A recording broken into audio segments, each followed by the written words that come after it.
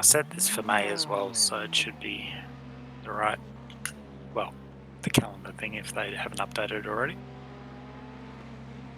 Is this the race start time or like the session start time? Race start time. Okay. Well, it's double time, so you missed the early bit. Oh, okay. So the sun's going to come up very quickly. Yes.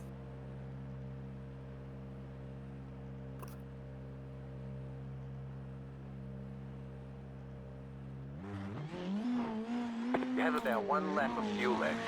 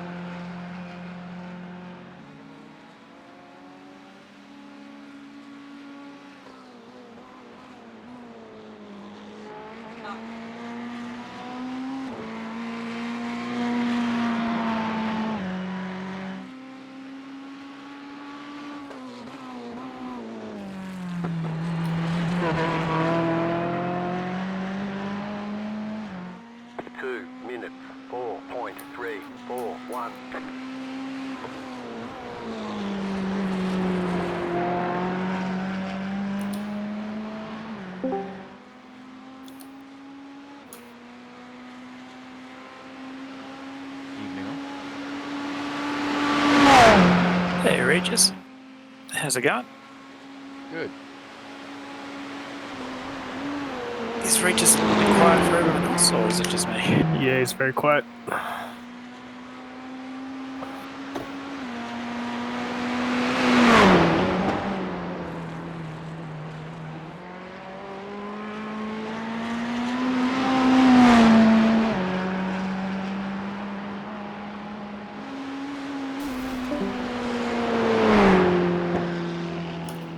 You knocked your wheels out of alignment.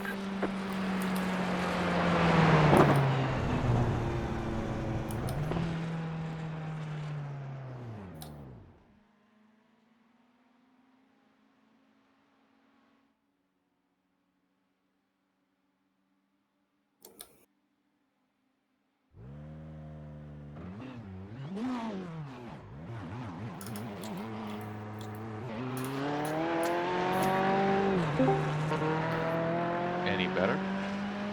Yeah, it's a little bit louder. Yeah, I agree. I returned as a like 10 people here. What the heck? I returned.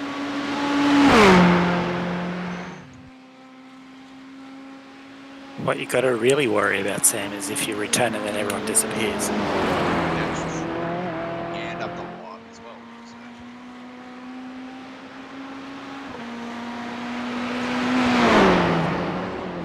So. So, did you receive your dinner, Sam? Oh yeah. The $1 million question, Sam. Did you want to start? Oh yeah. I'm fine with that starting. I mean, that's the best time of the race. Let's try. That's the start of the race. So.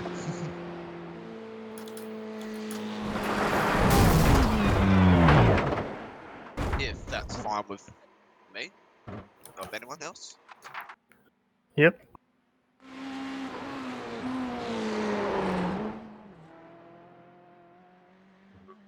Will be starting for us. So, Regis, it's out of you and me because Gaz is going to do the third stint. So, if you want to start, I have no issue with that. If you want me to start, I have no issue with that either.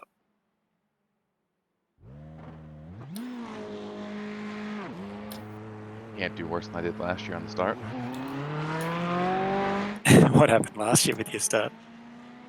Lost it at the gutter on the first lap, and somehow managed to not get cleaned out by anybody. Oh, wow, Wow. that's impressive. Yeah. Needless to say, wasn't ideal. You just lost on both tires. It happens, eh? No problems. It sounds like you're starting, mate, because you got the experience.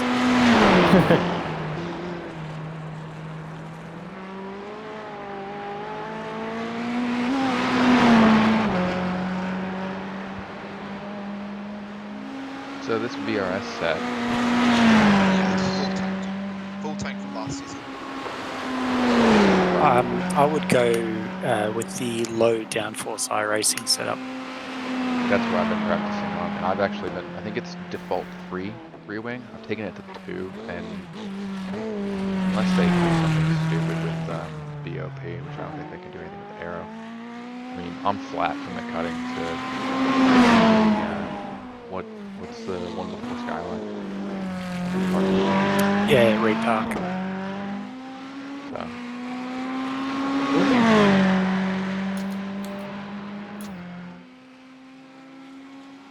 I think it's ridiculous how much downforce in low downforce trim.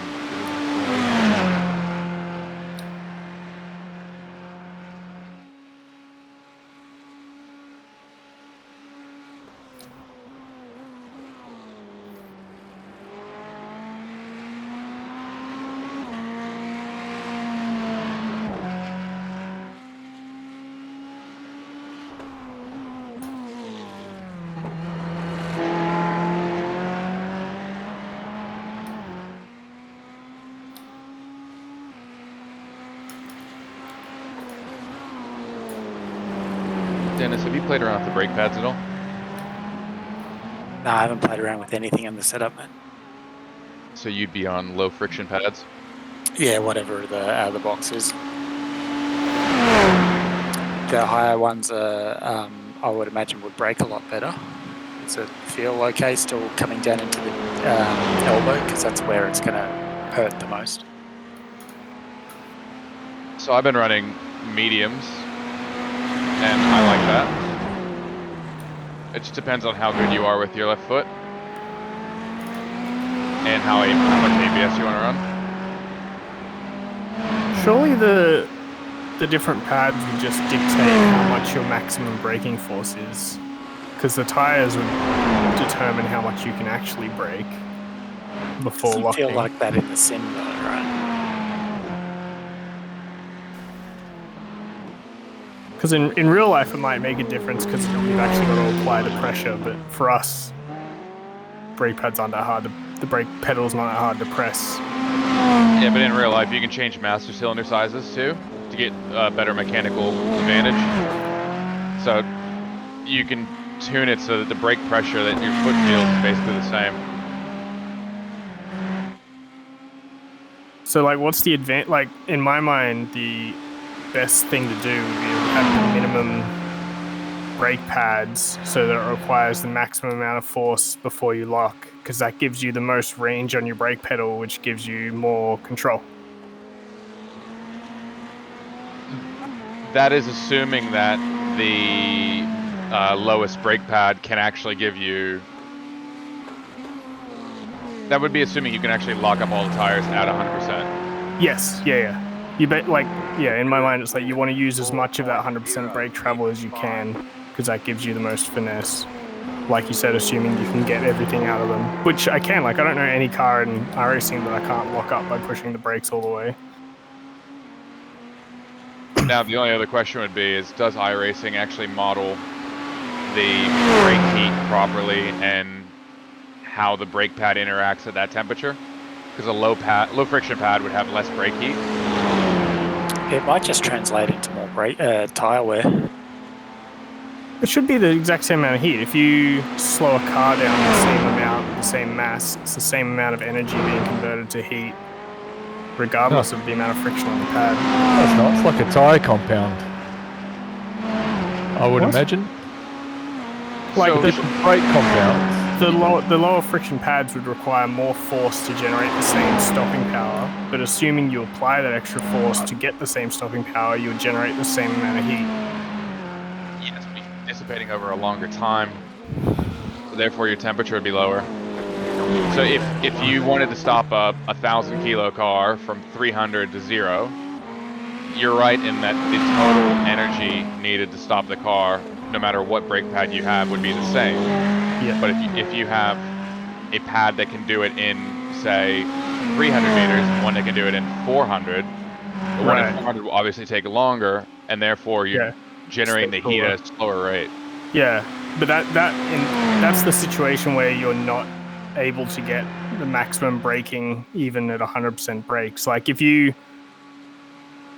in both situations you're braking to the limit of your tire grip, then you're generating the same amount of like stopping power in both situations, and it makes no difference.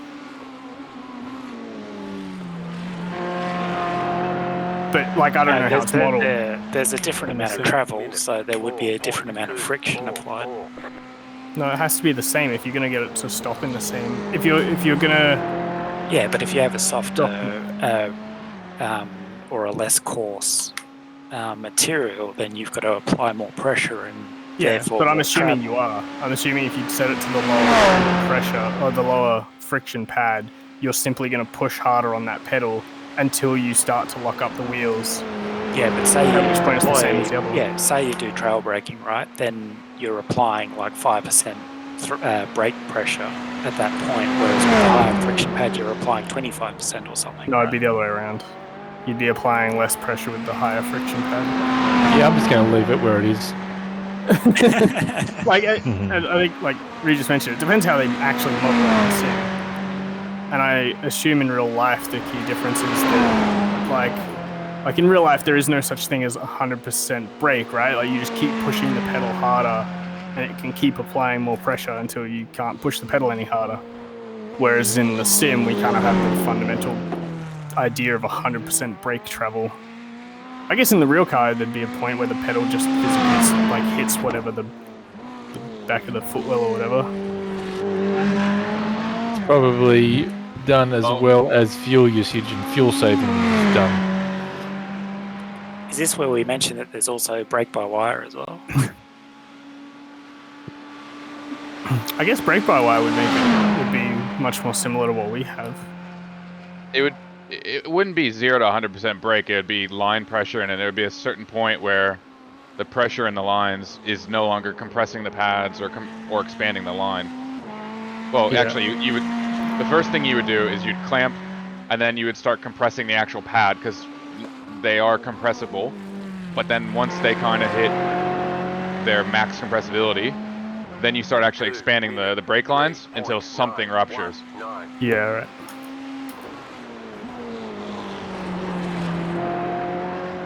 Do they have, like... Do they just put in a hard stop that stops the brake pedal going beyond a certain point? Typically no, but you have an over travel. So if you were to have a brake failure and you lose line pressure, the pedal goes all the way to the floor and then it hits the physical stop. Yeah. But that also would trigger a switch that usually kills the engine. Right. Says, like, brakes have failed. Yeah. Stop the car, yeah. Right, so under normal working conditions, you'd never push a pedal until something physically stops it. It's just... You just continue exerting pressure on the brakes. Yep.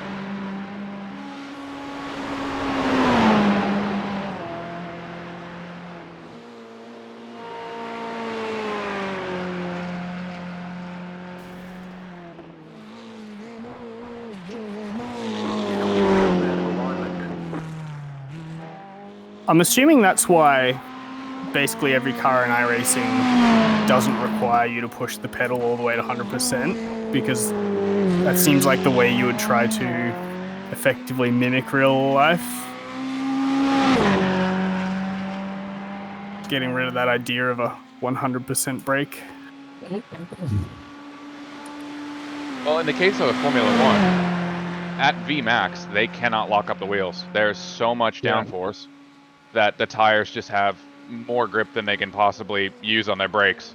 So then it actually comes down to the physical strength of the driver's legs, right? No, I mean, they can't physically lock the wheels at VMAX. So the tire has more lateral or longitudinal grip than the brakes can actually stop. Right. So Like that's something in the braking system would fail before that point. Yes. So what they have to do in a Formula One car is digressive braking. So they will smash that brake pedal, and then as the downforce comes off, because it's related to the velocity square, it comes off quite quickly, and then they have to actually release the brakes in order to not lock a wheel. But if one driver can push the brake pedal a little harder than another, would that not generate more braking? Because they can't lock the wheels up, right? So if you can push that pedal harder, you can brake. So there would be a physical limit based on the disc size that you can stop. That's, if you think about it that way, the bigger your disc are, the greater the moment arm that the brake pads and everything have to stop the wheel. But because they were on like 13-inch wheels, they have like 13-inch rotors, which you can't generate enough braking torque, no matter how big of like a piston you have, like with conventional methods. What happens if you just keep applying more pressure? Like if you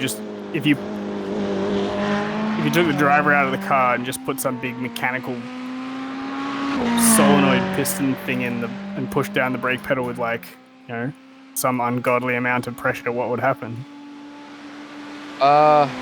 You would either compress man, you're gonna break something.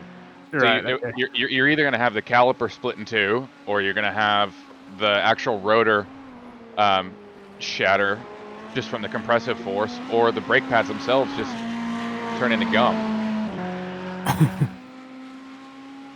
There'd be heat issues right before that even happened, so the gum aspect would come into it. Do the drivers just push as hard as they physically can? 4.14. No. So you've got a pedal ratio, and then you've got a mechanical advantage on how big the master cylinder is. So you'll find that across the board, the drivers probably have different master cylinders that they want to push into for pedal feel.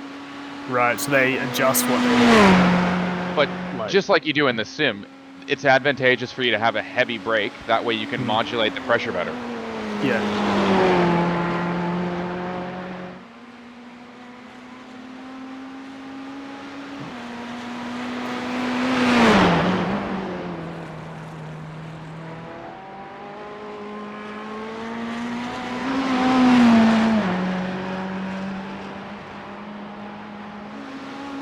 I remember one thing I found fascinating watching, I think it was one of the teams just did like a little video on brakes, and about how like the force, like when they start braking, their bodies obviously get pushed sort of forward in the car, and that allows them to push harder on the brake than what they could do if there was no like G-forces of them slowing down. And so their like maximum brake force is like it's assisted by the deceleration G's.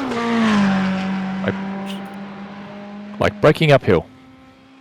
It's fascinating. I'm assuming it's a very tiny amount because it's not like they can let them move around in the car. Like they'd be moving forward just a tiny amount, but. Well, it's actually astonishing how much they do move around in the car, given how well strapped they're in. Yeah, if you think about like braking in a Formula 1 car is roughly 6G. And no, that's cornering. I thought braking was like. And a Formula 1 car can decelerate at a higher G rate than it can corner. Like cornering, they can do like 4 to 5 depending on the track. Braking can be like as much as like 6 to 7. Because you've got all 4 wheels basically just doing one motion, whereas in cornering it has slip angles and all kinds of weird shit happening. But yeah, like you think about your left leg, from essentially the hip joint down is not strapped in and not restrained. Yeah. And I would argue that if you like hacked your leg off at the hip, it's probably 15-20 kilos. So at 6G, that's extra 120 kilos. Yeah.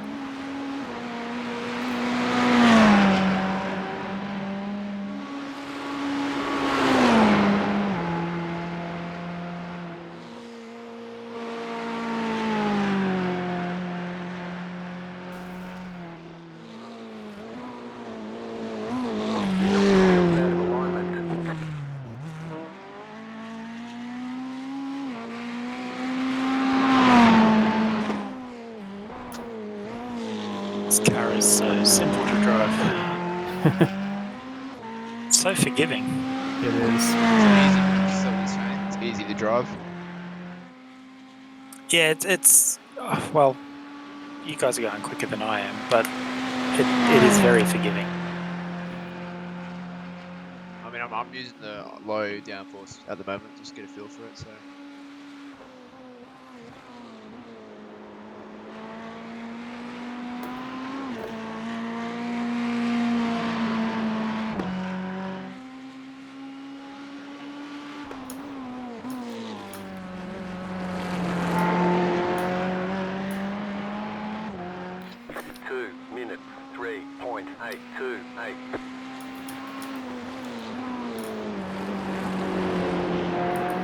I can see a lot of Ferraris being on track come race day. You can see a big bop. Yeah, it's going to get smashed, I reckon. Well, the fuel tank will be one of the things that gets knocked. Even if it's not the quickest car, like it's just easy to drive. I think a lot of people will be like, "Ah, screw it, I'll still do it." I feel like that's my attitude at this point. Like, hopefully they don't make it so slow that it's completely uncompetitive. But as long as it's in the ballpark. Gotta mention, we had the best luck last year with this car.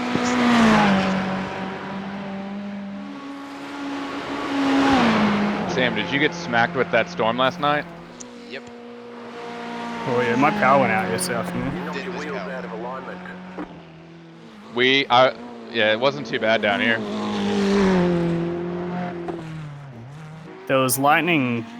There was one lightning strike that was pretty close to The storm on Tuesday night that hit like South Brisbane. I was like just hanging out in the pool. And then last night we went for a walk and it was just barely raining. me. Normally, the Gold Coast cops it. All the big storms go down that way. It's funny though, the Tuesday night one, because that was just completely on the south side of Brisbane. I didn't get anything. I didn't get a single drop of rain. But then I saw news stories of like houses had their roofs torn off and stuff, and I was like, oh, didn't even know there was a storm. I think that was yesterday. The one yesterday. No, it was the Tuesday one because there was like a bunch of damage in Woodridge. Minute Yep. 4.124.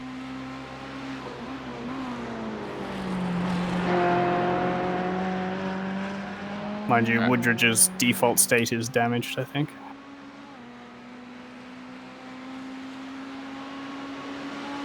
Alright, someone want to tell me where to make up a couple fucking seconds here? Why? What are you doing? Drive past. 205s. Also, the predicted lap time on the screen is so fucking wrong. Yes, it is. Typical Italians can't even fucking do it right. Needs adjusting before servicing, right?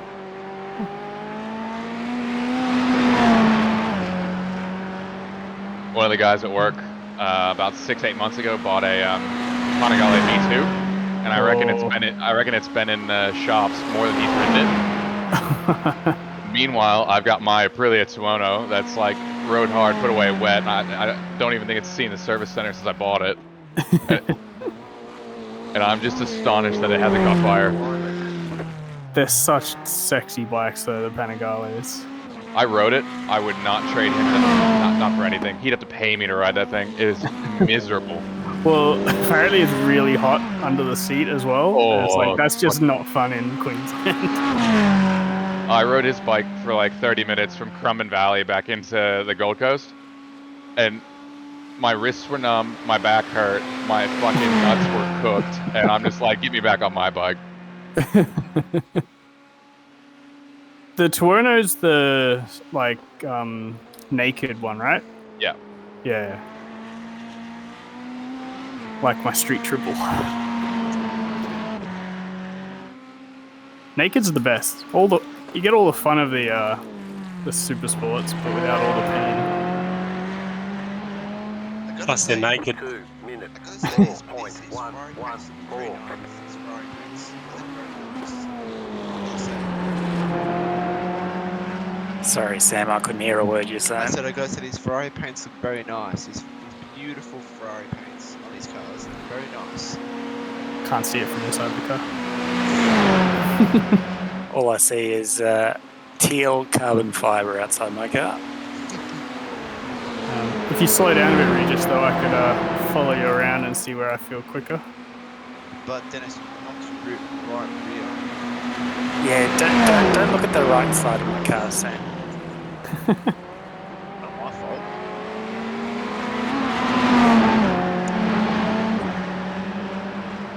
Yeah, I've got some new Fujitsu branding that I didn't intend on.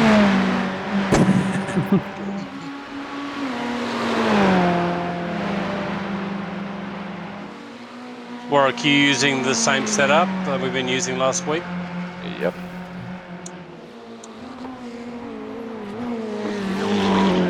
I have a feeling you're just gonna say everywhere, Sean. Are you typically doing about a low 5, or is that like your best lap? That's pretty consistent. I'd say low to mid 5s almost every lap so far. Because like my best is a 3, but that was one of the first laps out. I'm sort of sitting in the low 4s at the moment, so you probably only got about a second. Honestly, I tell myself every day, it's not about lap time, it's just staying on track. That's all I honestly care about. Staying on track. That's my honestly. Pretty that's easy what to stay on the track here. I think it's stay off the walls. Yeah. Yeah. That's Yeah, a The really good walls point, help you Regis. stay on track. If you're going off track here, you've got pretty big problems. Yeah, it's easy to keep in the what is it? It's 40x incident limit. I mean, look what we did last year. Yeah, if really? you're getting more than 40x around here, you've got some serious issues, and it ain't about saving a drive-through at that point. I know after the race last year, and I quote from Sean, he said to me, I don't know how you sit that close behind someone. Oh yeah, I remember saying that because you were like on that guy's ass for like 5 laps in a row. That's so scary. You gotta get in their heads. You gotta get in their heads. Yeah, not only is that scary from my point of view, Sean, but the fact that he was from Germany as well. So you've got the most Yeah. elongated lag I mean, spike that could I have- potentially happen. I have the footage, so you can look at the footage. Oh, no, I know, on Sam, I was Discord. there. Gained on you on corner entry there. We just Yeah, I saw that. That was like the last 20 minutes of it, wasn't it, Sam? 30 minutes, yeah, the last stint. I watched all of that. That was I can see what the boys are saying. That was exciting. I mean, we spun the first one, we spun on the post lap, and then we drove back to P7, so happy days. You took my Yeah. car number.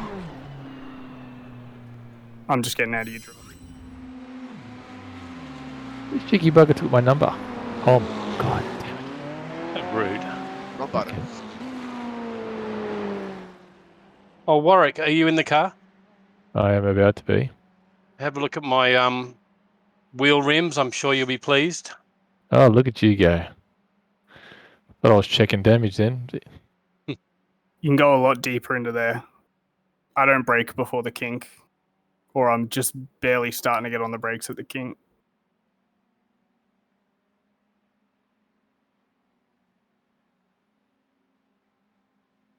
That's the wall. Oh, that's the wall even harder. Yeah, knocked the wheels out the first time. Hey, Paddy.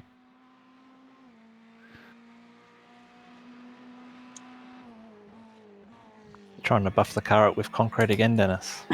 Yeah, after I said it was so forgiving, I think I put the mockers on myself. But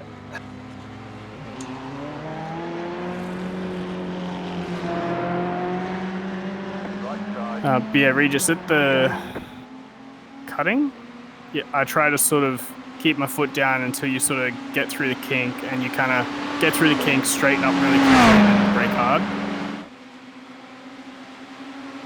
Whereas it looked like you sort of slowed down a bit before the kink.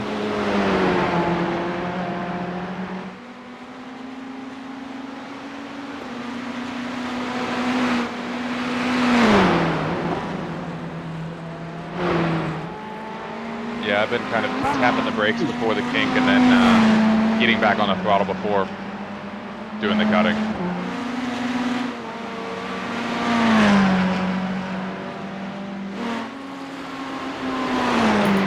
Yeah, I think for that kink, you just I just lift off, and I'm not even 100% off. I'm just getting the car straight. Yeah. I guess a little lift off can help sort of get the rotation through the kink, and then you just point the car at the corner entry, like on the outside wall, and slam the brakes on. Yeah, and if you do that, you're sort of straight lining the braking zone as well. Fourth elbow, first or second. I'm kind of in between. Yep. First at the moment for me. Oh, that's the reassuring. Yeah, got a little squirrely. I'm second, Regis, but maybe it is first in these conditions. I think you could go either way. Depends what feels better for you. You Same think as a second? Jace, either second or third. Yeah, I was Preference. second all the time, but I found first just helps me get a better exit. Whereas I felt I was losing time on the exit using second. Yeah, okay, I might try that. Well, not felt. I could see I was losing time, say against Warwick, for example.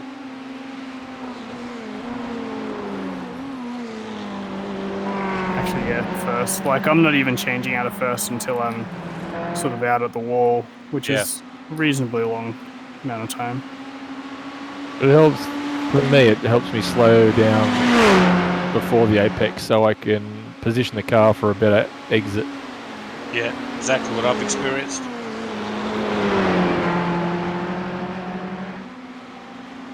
But be cautious of Okay, slowing sounds down like too that's much. a position for me to get better with. You can go past Sam if you want. No, I'm chilling, mate. I'm in no rush. So if I go medium friction pads, what do you suggest I should run for the brake pressure or brake balance? Whatever it is, normal, 54.1, it feels fine. Okay, let me try that. This setup's got 52 on. Yeah, 52.1. I haven't even played with it, to be honest. I mean, I'm gonna wait until VRS has the newer setup, so. Not sure how long thing will be tonight. Yeah, it would have been nice if it was out before this. Yeah, That's I right. checked it. It's not. Braking marker into the chase. In between the two boards. Yeah, halfway Okay. between them, so I guess it would be like 125. Assuming the boards are 100 and 150. I believe they are. Yeah.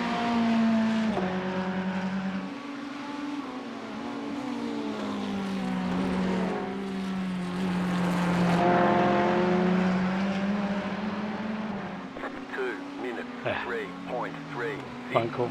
Go right. Hey, Dale.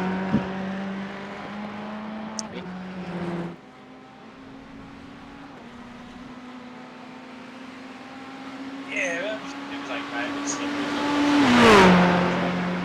okay. Hey, faster than Dennis. That's all that matters here.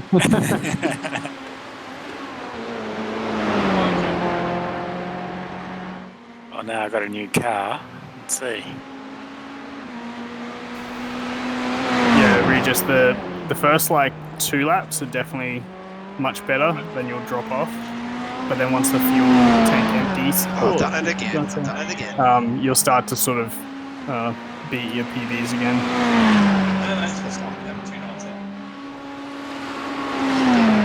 Comment down in that last corner. Started for me actually.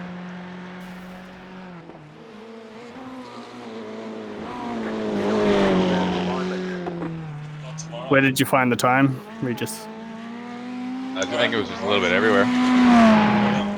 Carried a lot more through the cuttings though. Mum, try and call you, Tan. Tan? Oh, okay.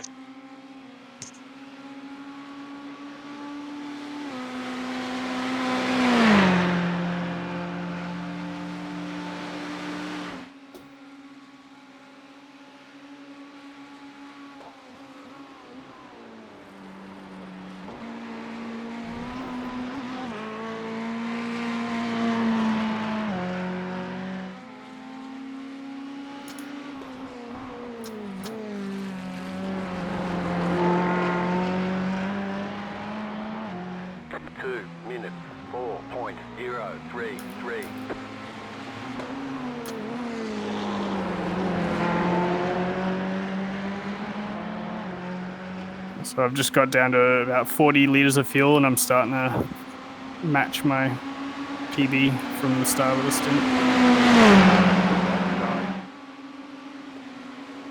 Clear.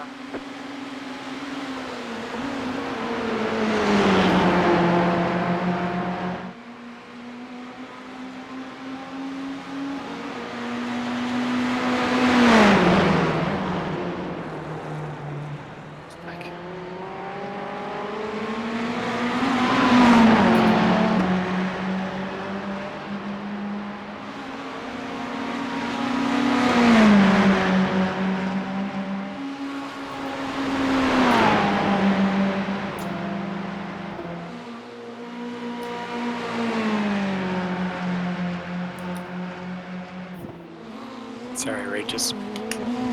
Yeah? Oh, beat your time.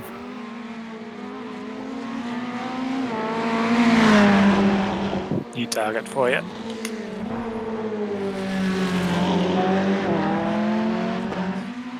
Although this could be just the tires.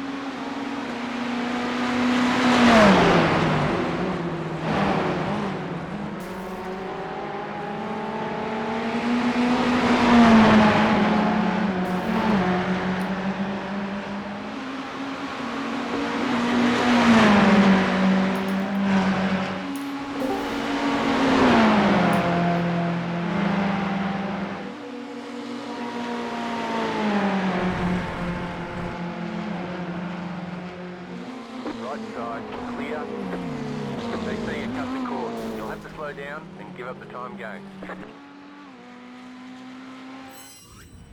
Oh, woot. Beat Warwick. Oh, good lap. Yeah, that brake pad adjustments, all I did.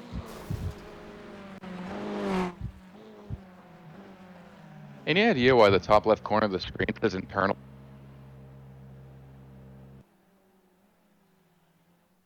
There's a what? Top left corner of the screen says internal server error. Oh, Not no sure. idea. Wonder if it's my overlay. Have you got an overlay that's failed or something like that? I wonder.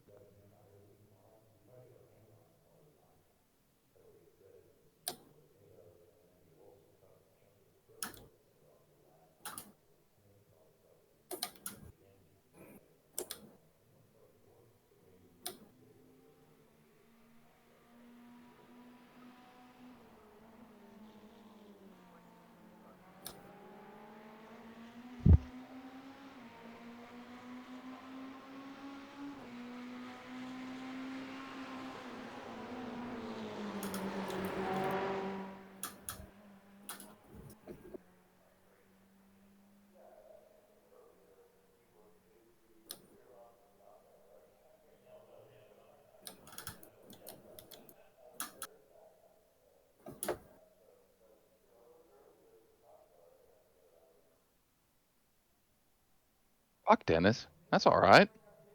It's not bad, is it?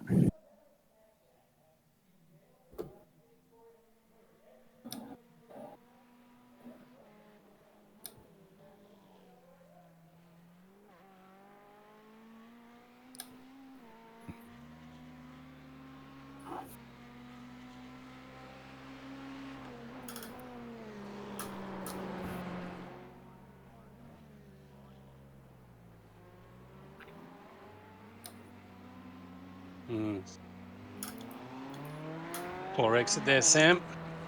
I mean, Tom. Yeah, just got a bit of a run there. Go, bud.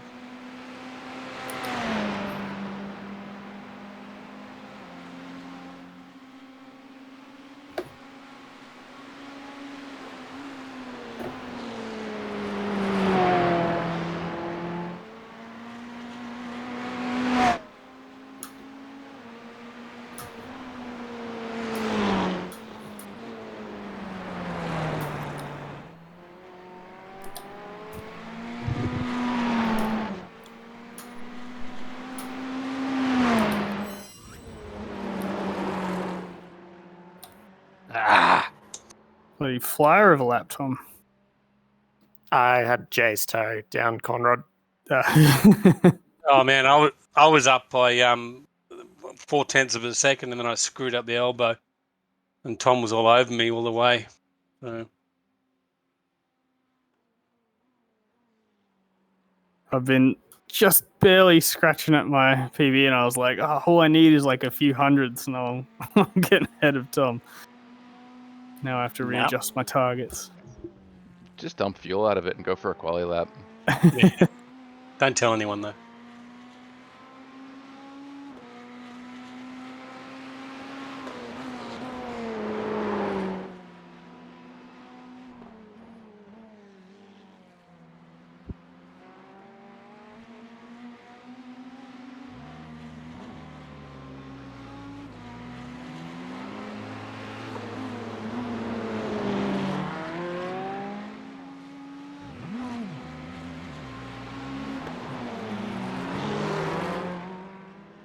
Yeah, Regis, I wouldn't feel too sad. I'm doing high 203s, low 204s with the non-peak performing tyres.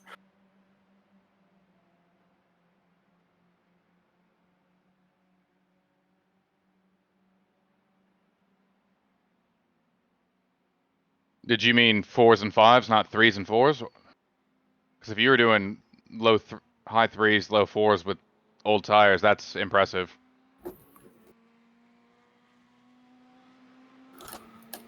Well, I'm on my 4th lap or 5th lap, whatever it is. It's still pretty quick. That's basically how fast I am. I don't know about Tom. I hope Tom's about the same speed.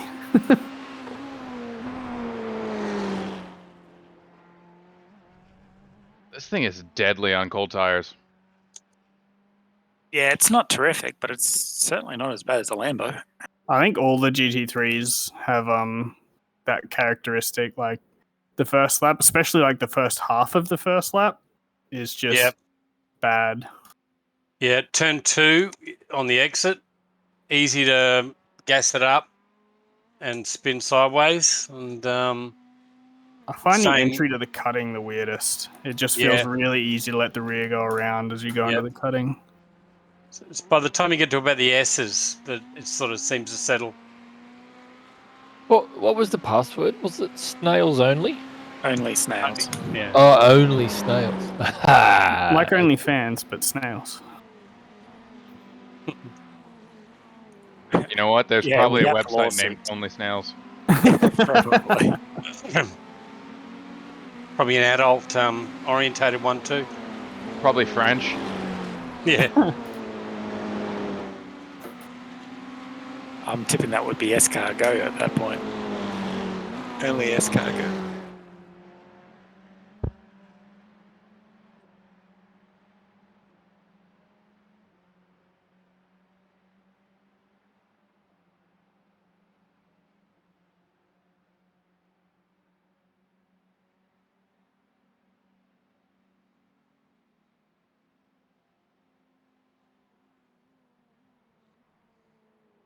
The other trick I got for you, Regis, is try and hug the inside as close as possible on most of the tight corners.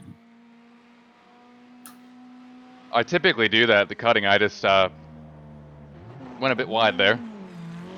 Oh, no, I didn't see what you did. I'm just thinking that's how I get my faster lap times, is if I'm hugging the walls. It's because most of the corners here are cambered, especially at the apex. I know the last turn, turn 1, turn 2, and the cutting are all corners where you really want to get as close as possible to that apex curve without touching it. I'm parked on the inside, boys, of the elbow.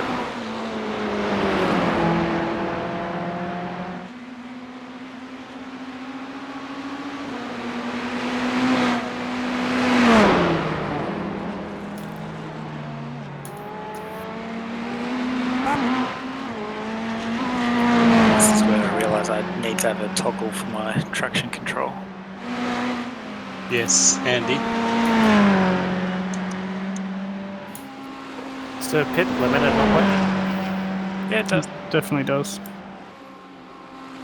The Ferrari's also got a pretty good launch control as well, I find. I just lift the clutch to like halfway-ish, and it seems to launch pretty well.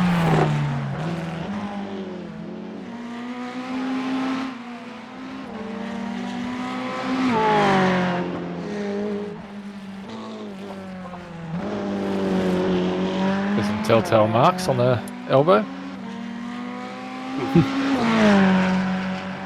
know what you're talking about. Nobody saw you do it? Well, nobody saw me do it. I was parked there.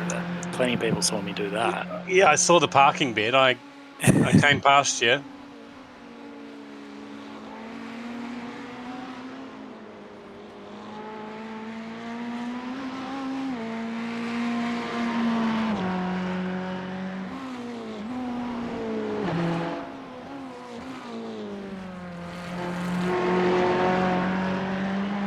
What I really want to know is, what did I do to get there?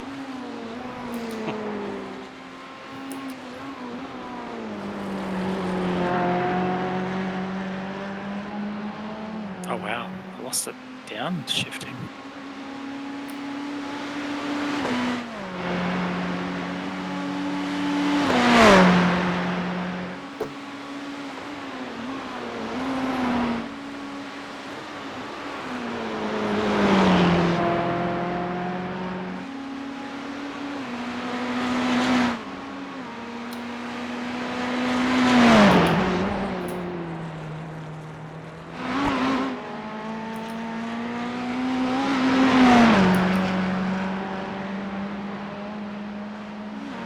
What are you guys running ABS and TC on? ABS 11 TC8. Whatever VR said. Just the VRS setup.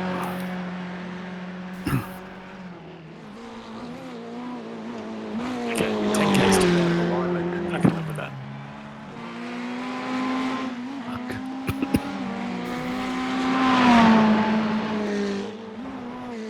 What was your other adjustment you made? You reduced the rear wing, was it? If it's not already on 2, it is on 2 for me. Okay. I think it might be 3 by default. Yeah, well, 3, yeah, 3's the iracing. The VRS setup's on 4. Maybe we'll have to try minimum. Is 2 minimum? Yeah. Yeah, might have to give that a go.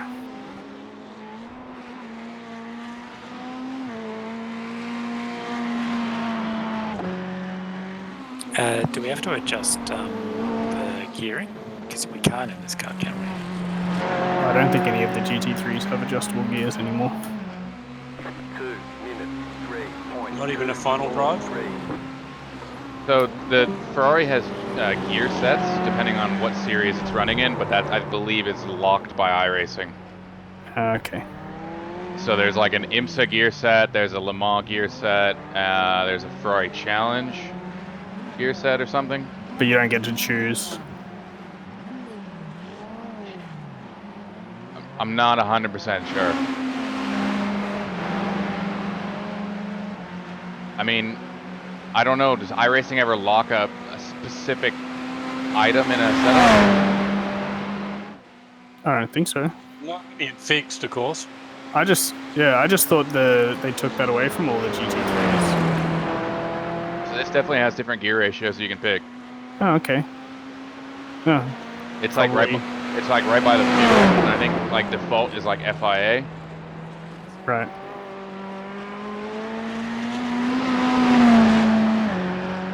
Time's certainly coming back to you, Sean. Are you near the end of your stint? No, it's just looking at your time. Or is that a fresh set of tyres? No, that's the end of my stint, so I got low fuel.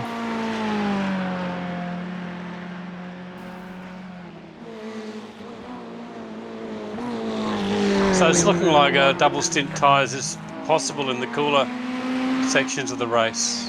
That's what I want to try now. So I'm going to finish this stint and go for another one, see how it feels. But I mean, the grip's definitely still there at this point. And the track shouldn't get that hot this year. Considering the time of year, yeah. But I think what Sam, were you noting, we're still looking at maybe 30s. Yeah, he did a test yesterday for Yeah. 32, I think it was, or 30 degrees. Yeah, the couple sessions I've set up have been about midday, and they're in the low 30s, so that's what I'm expecting. Much better than 60s. Well, I think it'll be a little bit more boring because the track won't change so much. Which will keep the cars tight. I don't think that's going to be boring. 2 minutes. I don't think it will. I think the More difference cars. between everyone's speed will be the same. Okay, Regis, I must admit I am super struggling on the outlap of this 2 degree wing. Is it that big of a difference? Well, I can't complete the lap, so it seems to be. Just go really slow, wait till the second lap, and you might be able to adjust a little easier. Yeah, I'll try that. It's just in the metal grate section. Because I know when I was trying to do a lap the other day, I had like 4 or 5 attempts at an outlap before I finally got around. But then the next time, once I like sort of got used to the car wall, the outlap became easier, like because I sort of knew what to expect from the car, I guess.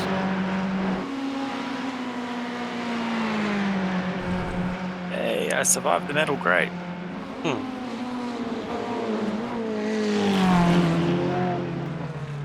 Still got the S's.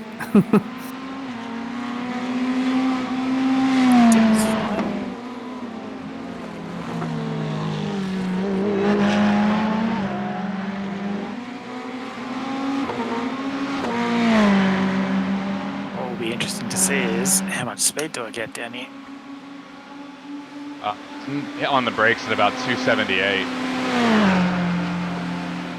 And really, what are you looking at? 5-6 Ks faster. Yeah, it's a 10th quicker than my fastest lap, so, and that's on the outlap.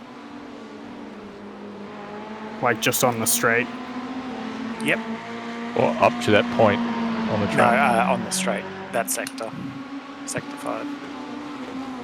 I did a quick test with Andrew the other night. He was in a Lambo on like a lowish medium downforce, 3.781. and it was 15 Ks faster on the straight, and like you could just blow past people. If you can keep up with them across the top. Or not bin it. Yeah.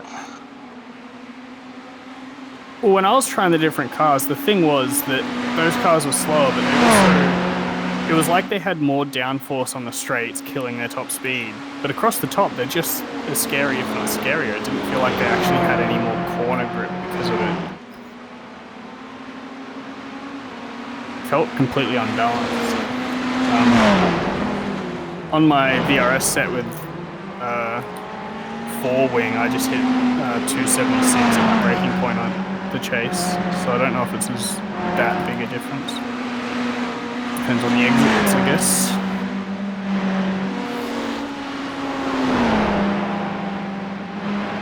You knocked your wheels out of alignment.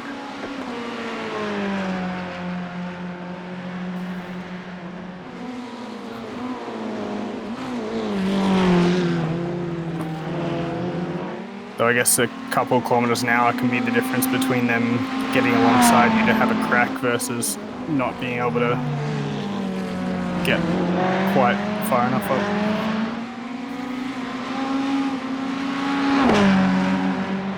Oh, I'm also on low fuel, so.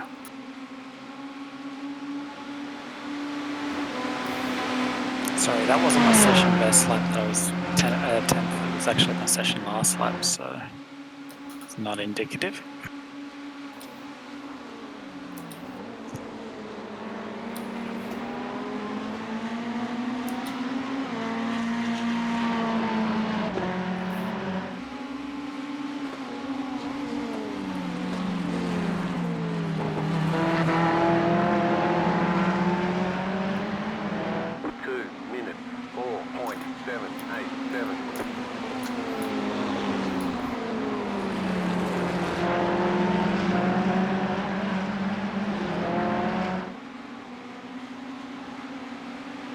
Oh, Warwick's found some pace and got ahead of me again.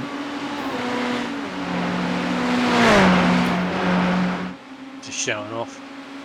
You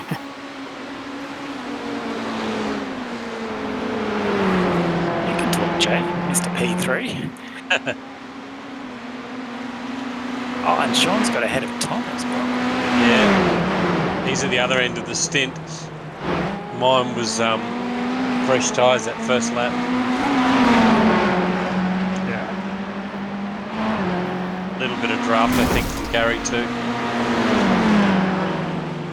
Oh, that was cheeky.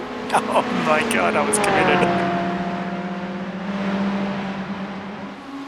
Here I am playing the nice, safe, long game.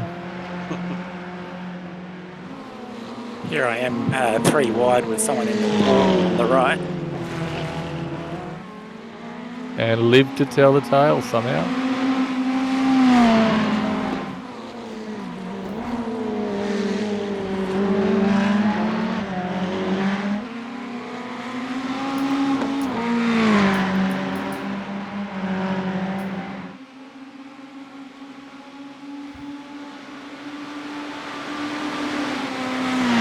At what point does the draft start to take effect in these?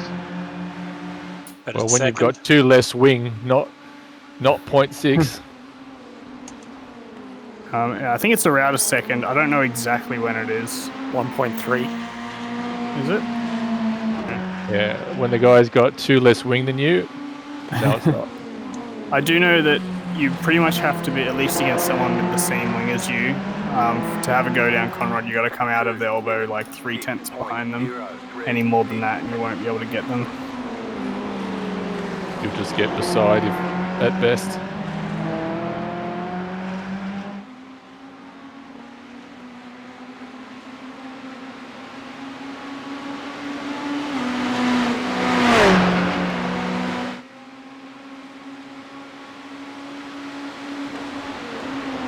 Took him all of Mountain Straight to catch me 1/10.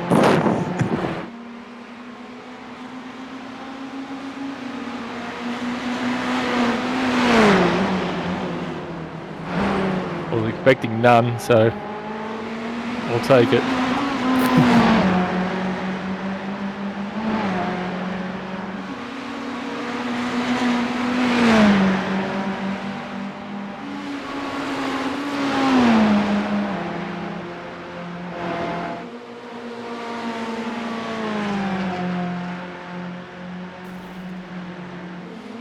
Well, I had a little 0 times contact in the cutting, just went a bit too deep. And it's killed my lap times. Yeah, the run up the hill, super important. No, I don't mean just that lap. I mean, since the damage. Has got his, Oh, right. I may have apexed the dipper a little bit too hard.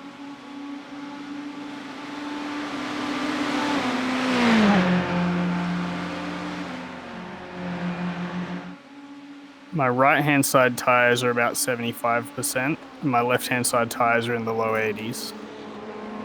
Oh, into the 70s. Previous testing had only sort of given 80s. I think I'm driving it pretty hard. I think I'm sort of finding the limit across the top as well, so I'm really leaning on those right-hand tires. You could probably back it off across the top a little bit and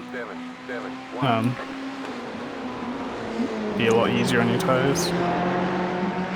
Ain't nobody got time for that. I only know one way, and that's overdriving. Yeah. Yeah, I've got aero damage, obviously, because I'm shedding a second a lap now. Wow. Just from like a scrape. Scrape, a 0 times scrape at the cutting.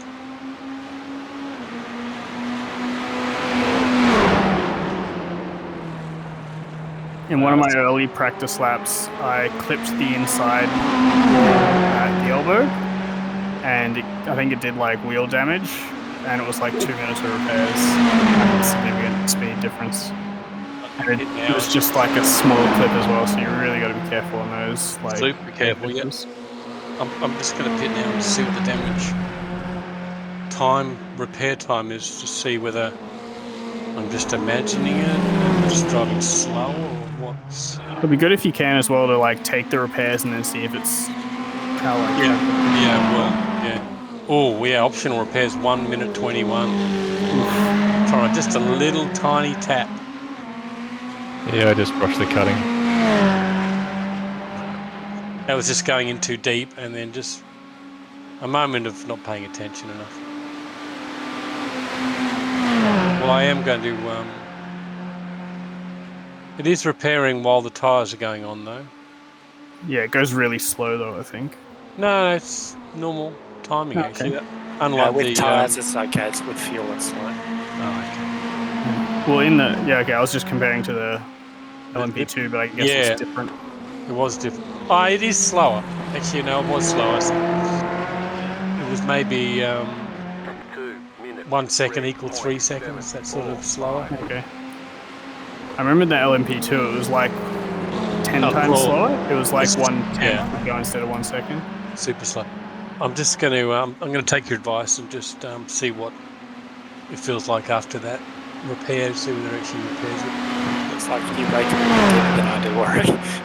Yeah, I thought I was taking it easy as well. I'm trying not to go deep anywhere, just that smidge early, and I really got caught out there, and I thought I was turning you. I was very surprised that we didn't make contact.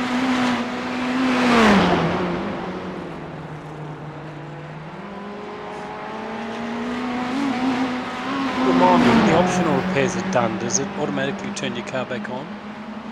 I think it's that later on, yeah. Okay. Yeah. If you got auto ignition, that's auto start on. That's what happens.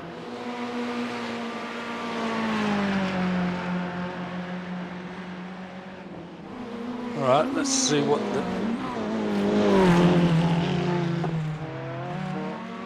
it does.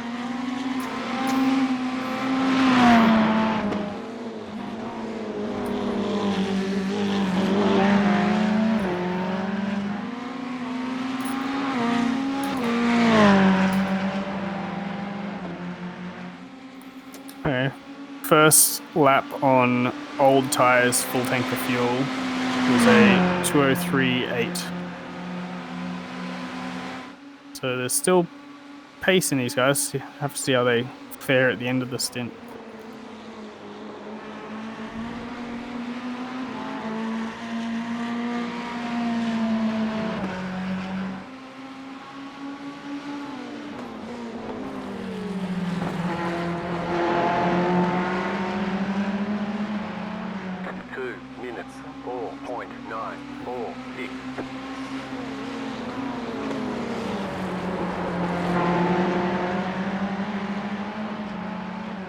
Yeah, I must have braked a bit early there, Warwick, because I'm already 3/10 up on this lap.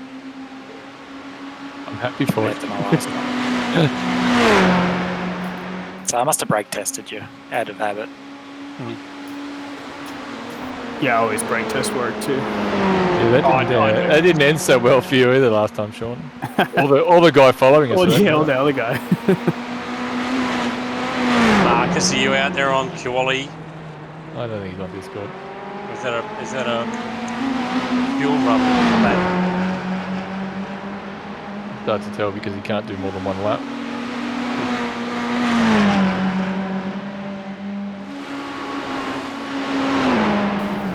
Oh, that looked like a hurt.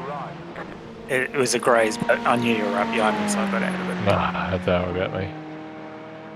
Oh, we've got a couple of grazes. I should check what the repair time is.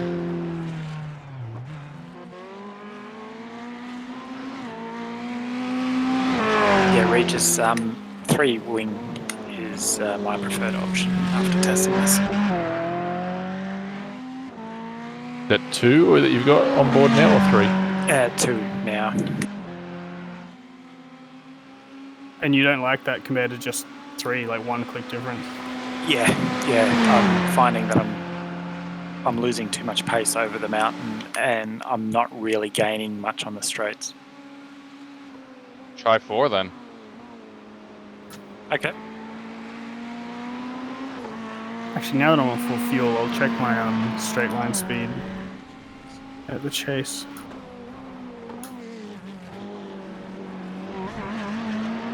That repair, by the way, has put me back on pace again.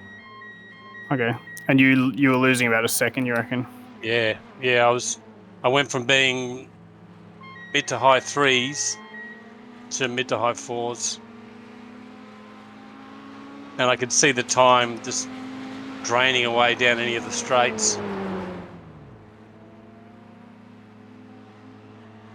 40 Like seconds optional. Get a good exit, and then you maybe get 100th back, and then just watching it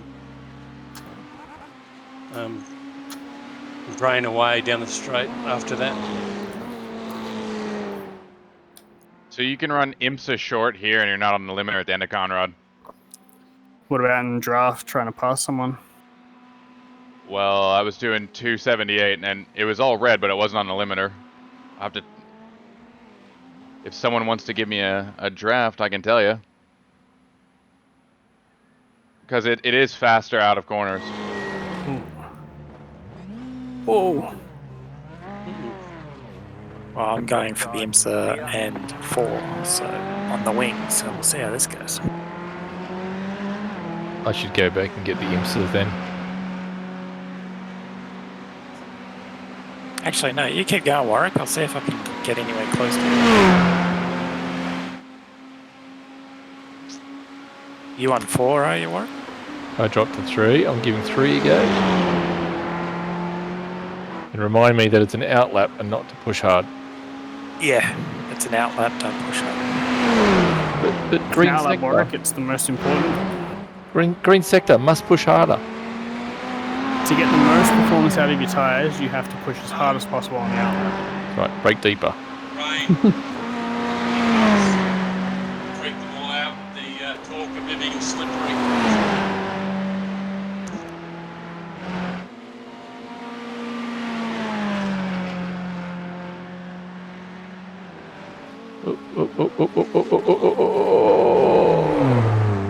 There's a wall. I reckon I'll be on the limiter if I'm behind somebody.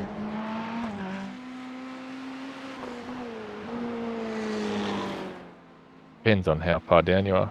If it's going into the chase, it's probably not going to be an issue.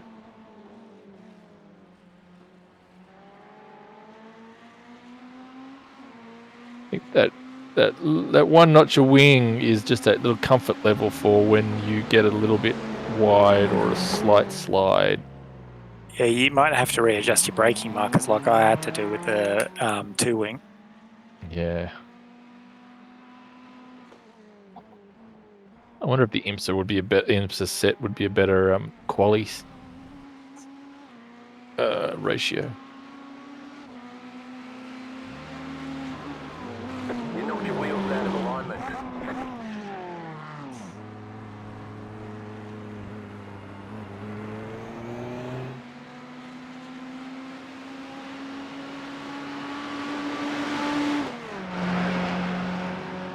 I'm hitting 275 into the chase on 4-wing. Yeah, there doesn't seem to be that much difference between 4 and 2, right? Not in straight line speed, no. Especially down Conrad, because it's more about the exit of the elbow rather than, well, top line speed matters, but 3Ks an hour could like help just push you close enough to be able to overtake someone or to be able to challenge them, but it's not going to make people just like breeze past you or anything. No, the cost of the top of the mountain is probably just not worth it.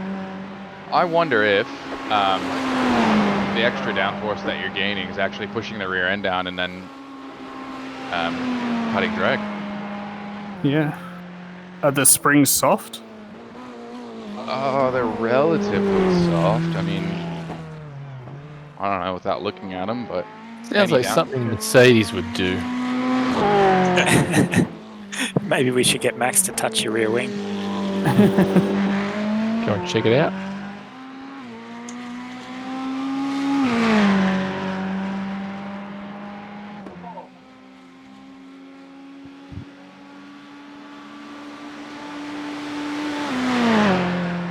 I'm assuming the softer your springs, the more of that kind of effect you would get. Yeah, you're absolutely right. Also, if we're suffering from a bit of understeer, softer spring should help that as well.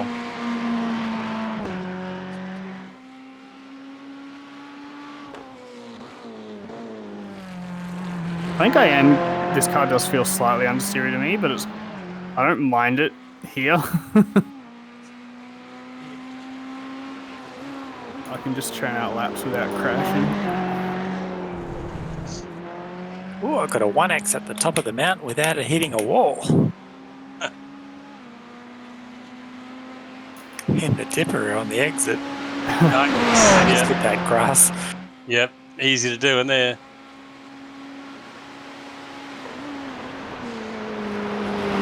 I've run wide a few times, the corner before Skyline, and you can kind of just like get off the throttle and counter steer and get yourself back on track.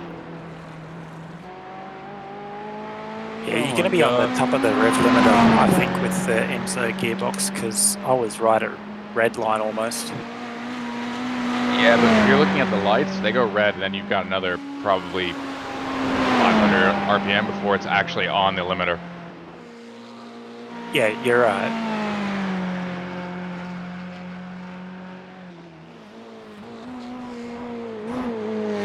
But yes, I'm on that red line bit of the rev range coming into the chase. So if you got draft, you're probably going to be hard up on that one. Yeah, but I can feel that one notch of wing going into the esters out of one. Just those little bits where I'm pushing the edge of the grip level. It's just a little slidey.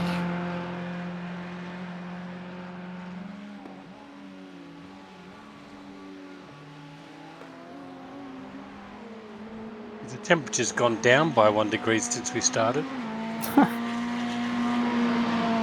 What's Sure, the it was track temp? 23 now.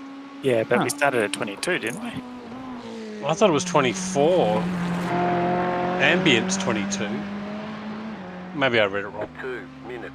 4. Doesn't make any sense for it to have gone up. I mean, gone down. Yeah, that extra rear wing, at least on the outlap, it's we're now front limited. I think before it was rear limited. I don't know, it just feels like the front end's very big. Yeah. I wonder around the grate, I think. Sorry.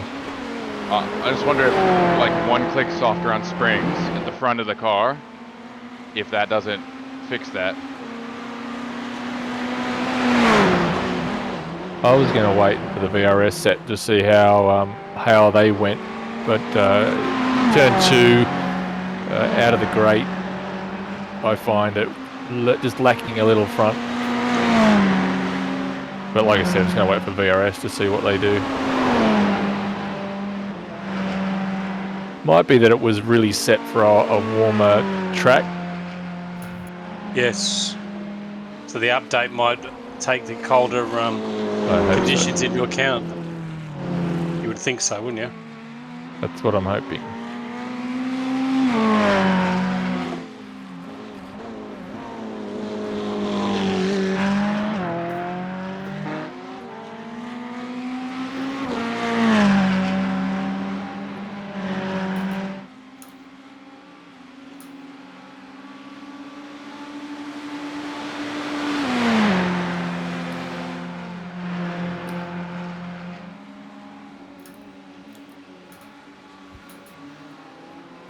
You want old tyres, Sean? Yep.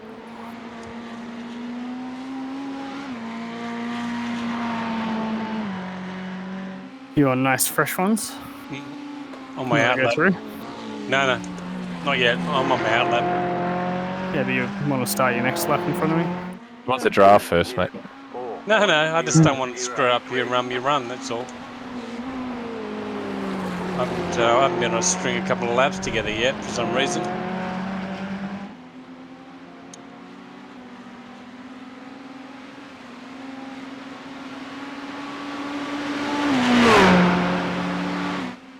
Now, if Warwick was ahead of me on the timing charts, I'd want your draft. these conditions, I'm not sure if low 203s is doable anymore. Oh, no. Damn it. Did the wall? Yeah. Ah, I'll go around and see if I can get the repairs. It was like the rear wheels sort of got caught on the exit curb and just wouldn't get off them.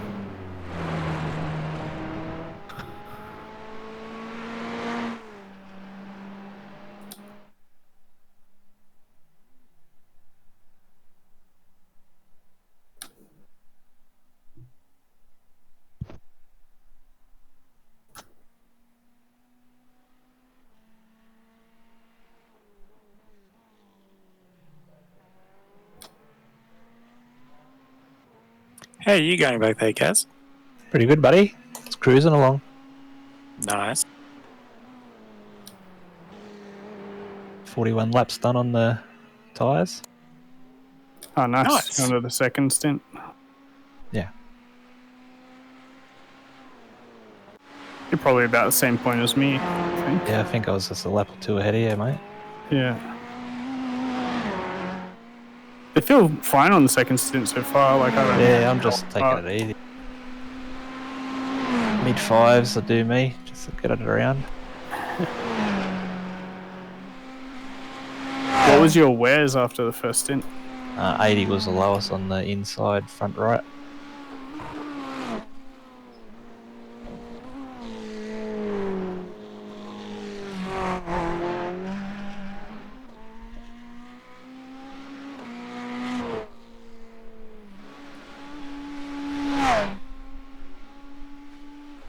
Could this be a track like Daytona where we change the fronts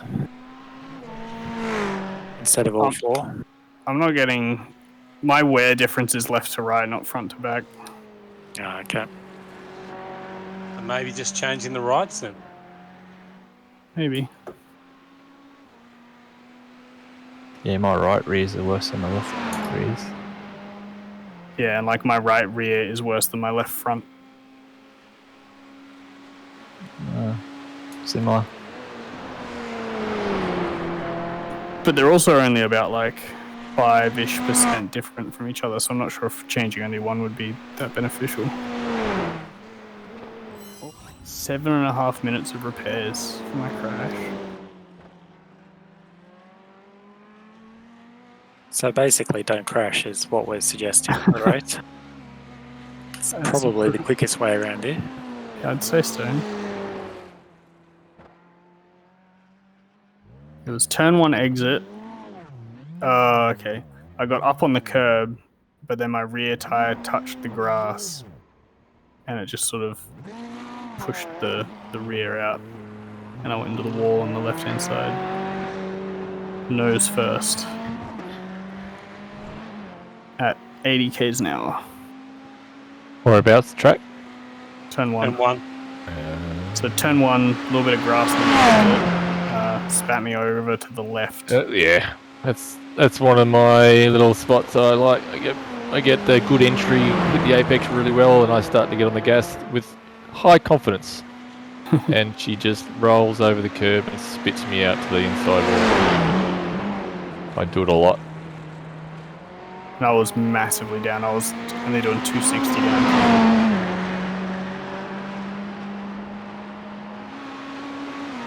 But I think it's all just like aero damage on the front of the car. Yeah, nothing a bit of race tape won't fix. I want to wait it out because I want to finish the second stint of tires. Did you pit for run repairs? Yeah. Oh, you're in this now. Oh, it looks like Tom had a little bit of damage too. Yeah, first elbow exit.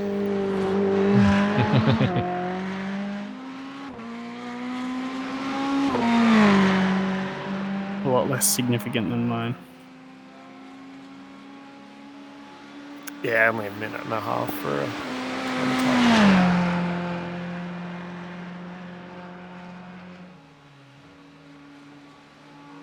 Wow, my head's not in the game tonight.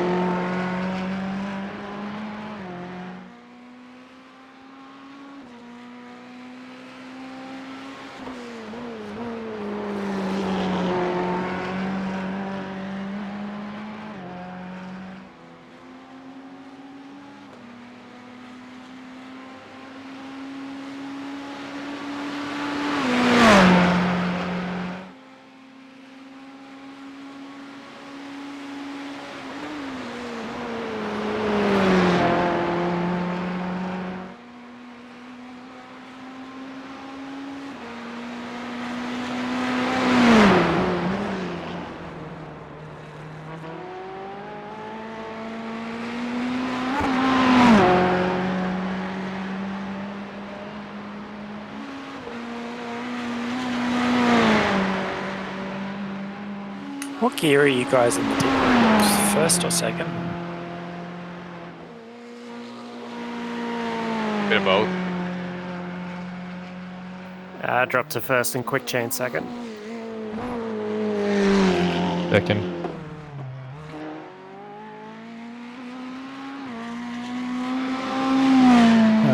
I'm second.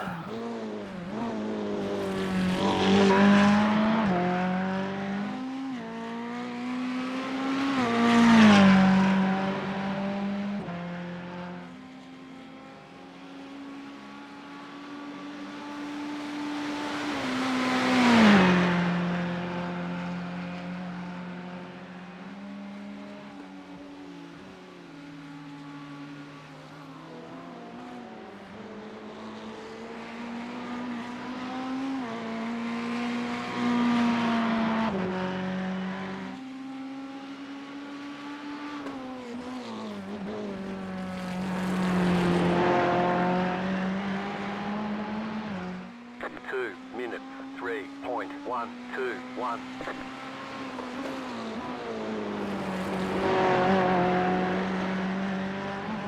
Is there any advantage to using the mixture, or is it just lift and coast in this car too? Just lift and coast. At least that's my understanding is that it's useful in any car in racing.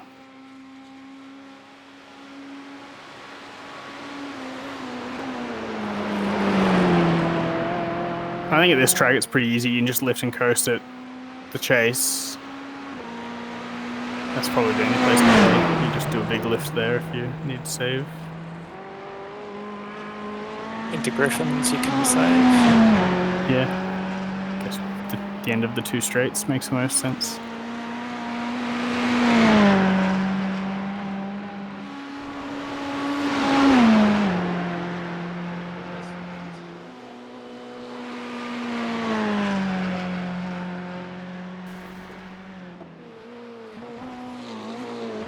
I'm finding if I go completely flat out, I'm just like on the edge of making an extra lap. So all I've got to do is save for like a handful of laps, and that's enough to put me over. And that's all that makes sense. You wouldn't want to save like an entire another lap worth of fuel. But it depends if they pop fuel. Right? Yeah. Yeah. So you're looking at 31 then, Sean? What did I do? Let me check. Or is that 30? 30 you got. My first stint, yeah, it was 30. No, it's 31 with the outlap, isn't it? So I came in. Yeah, I came in at the end of 30. Yeah, so I did 31 laps. And where are you coasting? Just Conrod? I mean, Chase or? Yeah, I coasted for the chase on 2 laps for that stint. Just 2 laps? Wow. Yeah. I felt like I was being quite aggressive with like fuel usage as well. I really wasn't trying to do anything with it until I got to like 2 laps to the end and went, oh, if I save like twice, I'll make it an extra lap. I was right on the limit. I had like less than half a litre when I got in. All you need though.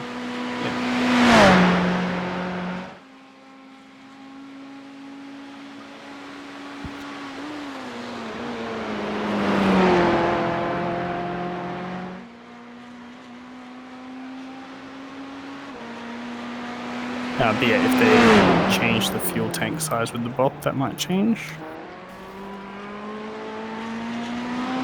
Which will definitely do. Yeah, well, given this car seems like one of the good ones, which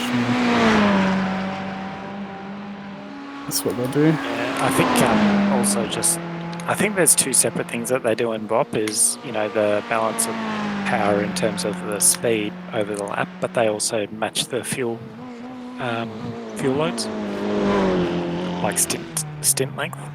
Yeah, engine to tank. Sorry, you go. Oh, they sure as shit fucked that up for LMP1 at Le Mans. Oh, that'd be hard for working that out at with the ERS deployments, right? Yeah, I don't envy the job, but They get paid to do it, so no Yeah. fucking sympathy. I think they've been getting better at it, especially with the GT3s. I think they seem to have put a lot of effort into GT3s, but it's so easy for them to get it wrong, and it's so easy for that to like ruin someone's race. Yeah, but having said that, I mean, the whinging on the forums at Daytona are about, oh my god, this car is so slow now. That's Yeah. just the shitty that all the work that they'd put in had just been thrown out the window. It is a little bit annoying that they don't put the bop up until a week before, because if they get it wrong, then it is a waste of a lot of people's time, because not many people start practicing less than a week to go. You'd hope they'd practice earlier than that, wouldn't you? Like it's. I really it's all wish about they'd race. put I really wish they'd do 2 weeks before. 2 weeks before would be enough, I think. Either that, or if they actually started getting the bop right for every car, so that it legitimately didn't matter which one you picked, that would also be fine. That would be nice. We can dream. Gonna One have day. our fuel usage mapped properly. We're gonna have rain. We're gonna have all the Aussie tracks. All those cool things. Yeah, imagine if fuel mixture actually did something about fuel saving, right? That would be cool. I think it does, it's just not efficient about it. No. Well, yeah, saving more at full mix than just a bit of lifting. It does work in IndyCar. But that's about the only one I'm aware of that it does work in. Work in what way? As in, like, it's the most efficient way to save fuel? Yes. Interesting. Like, if you do the Indy 500, you'll want to do different fuel maps based on how long you're running. There you go. Nice.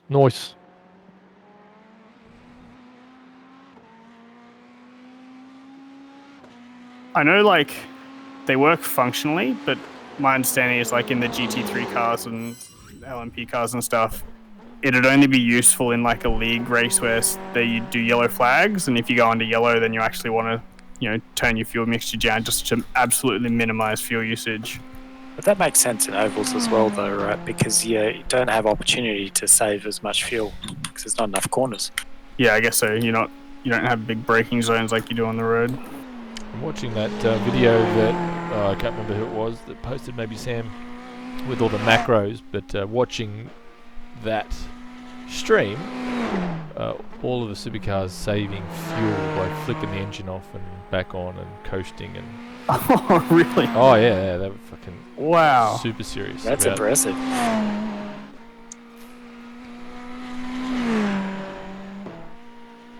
in the safety car, right? Just. I wonder if in a there's safety car, videos- not just normal. Yeah. So I'm sure they'll save fuel Right. there as well, but like that's when they'll turn the car off. They'll turn it and Right. get off under safety car. The safety car that dude with the macros blowing his engine caused, but I thought you meant like they were flicking the engine off for Sure, like right. the 2 seconds while they're going into And the a brakes. corner and then like chuck it back on. oh look, wouldn't surprise me if one of the macros did that, but no. Yeah. Just under safety car. But having said that, I wouldn't be surprised if one of the V8 supercar teams, the IRL, starts thinking about some of those things. What's the test ground, right? I imagine in real life there's some physical reasons you might not want to do that to an engine. Well, the V8 supercars used to lean them out, which is not great for engines, but they still used to do it. Go home and rebuild it after the race. I mean, And that's NASCAR, they do all that during safety cars, don't they? Yes, they do. That's what I was gonna say. Mm. What, they switch the engines off? Yeah. Yeah. And Yeah, then they bump start it. So Ambrose that was my- lost the Sonoma race because he couldn't restart the engine. He was leading and under a safety car, turning it off, coasting, turning it back on, and it wouldn't fire up. Lost the race. I was about to say that my next idea is even if the engine was fine, there's just risk involved in like what if it doesn't come back on. And so yeah, I guess that answers that question. Exactly. I mean, in NASCAR you've got 2 ignition boxes. So if it does go out, typically you can just switch the back out. I assume that's purely because they do it. It's like if you're going to go, well, let's turn the car off under safety car, and then you go, well, what if the ignition box fails? You go, well, put a second one in. It's also a very effective. It's when the engine's not running, the water pump's not running, and so you have this water sitting in the radiator. And so because you're going at pace, you get to cool that water right down to almost whatever ambient temperature is on, and you've just got huge amount of cold water. Is that F1 style air cooling at that point, isn't it? No, F1 never turns their engines off when they're running. No, but they're only air cooled from what I understand. There's no fuels for the fans for the radiator. Supercars are no fans. Yeah, I think he still means have by radiators. yeah. We've got radiators, but no fans. I knew what you meant, Dennis. Yeah, okay.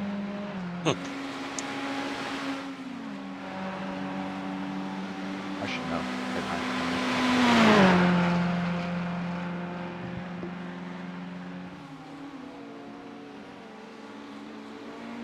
I imagine in a race car, a fan's not even useful on the radiator. Like, it would just reduce performance. It is At height. blockage. Yeah. I guess it all depends on how fast you're going and mass flow is going through the actual core.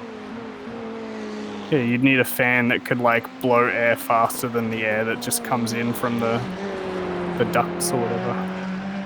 Well, most cars have an expansion duct. They actually have to slow the air down while it's speeding up. True, because I guess it's not effective.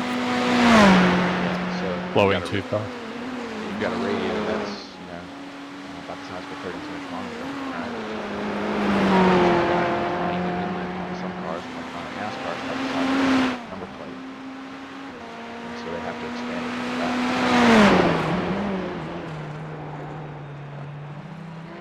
Speed goes from like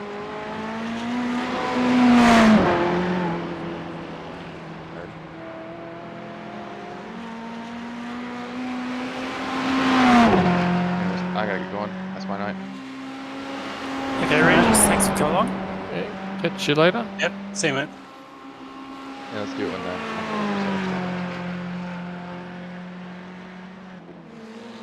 Yep.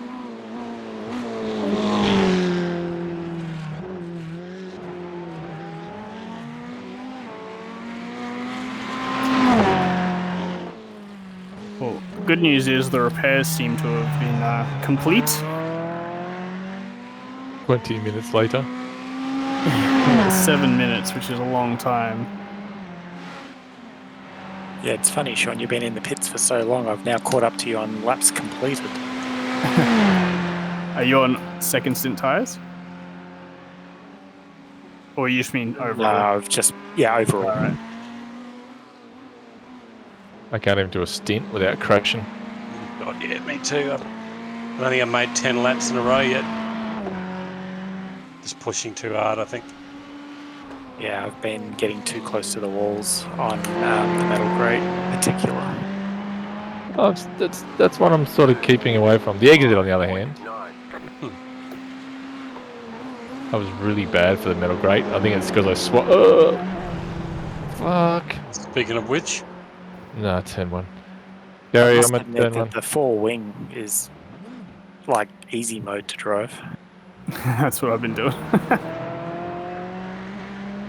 Nice. But I think I'd rather go the three wing because it's a nice balance. what did we say the VRS was? 4? Yeah, at the moment. Well, the old VRS, the iracing one's 3. Tom, what have you been driving? Just the iracing enduro set.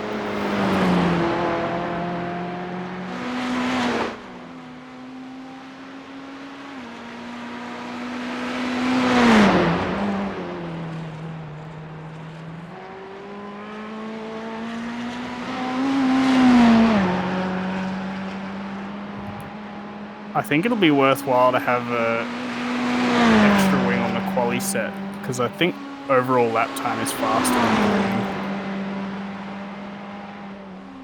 Not for me.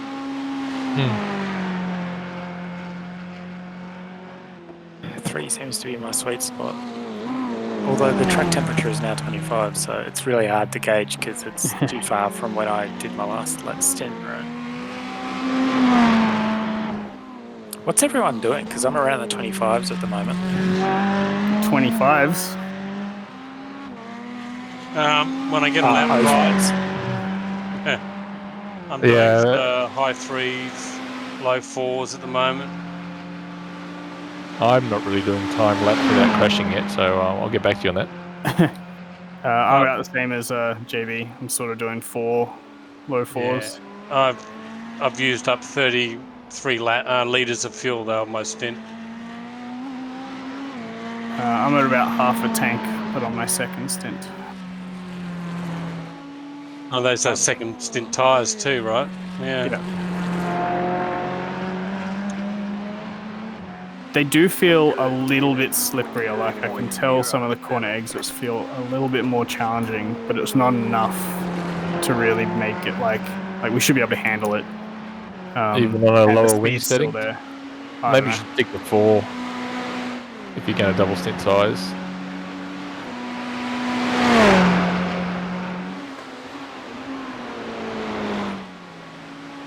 Honestly, it's the slower corners where it's more noticeable, not the fast ones.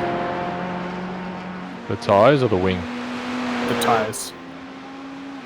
So I think lower wing won't really affect whether double stinting will work as much because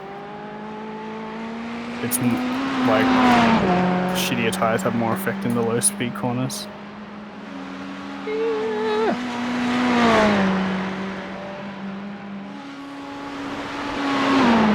Depends where your driving style leads you to pushing the car the most. I'm assuming you're maxing every corner. Yeah, I wish, mate. I'm not Max Verstappen. Some corners I just haven't been able to figure out. My brain no worky good.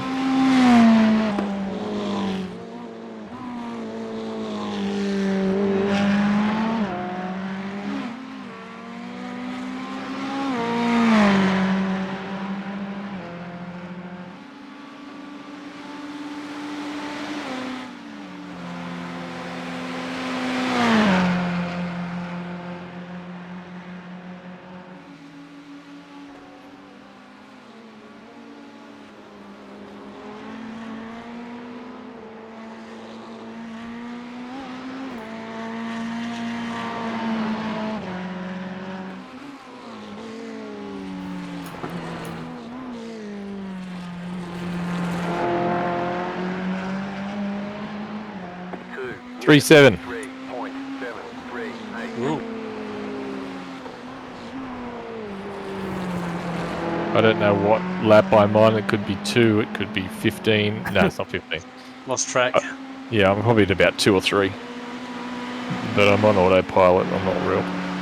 Yeah, got a bit I kind of found a bit of focus this stint though. 4.1, Warwick. Yeah, it's just horrible. It's something I didn't need to know. Actually, it was following Dennis around that I was able to sort of start focusing again. Most of the time I've just been driving blind. We're all chatting as well, which makes it hard to keep your focus. Especially up the mountain. Yeah, all that talk of brake pads. I swear to God, Yeah, we did go a little in depth there.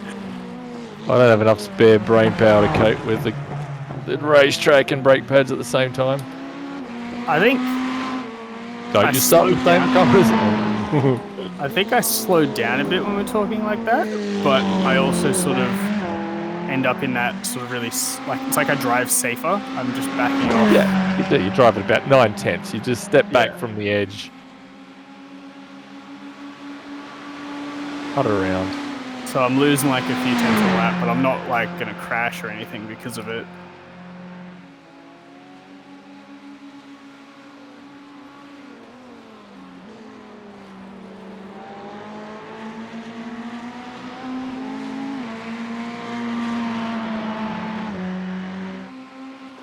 Jesus, Tom, 2:03.4.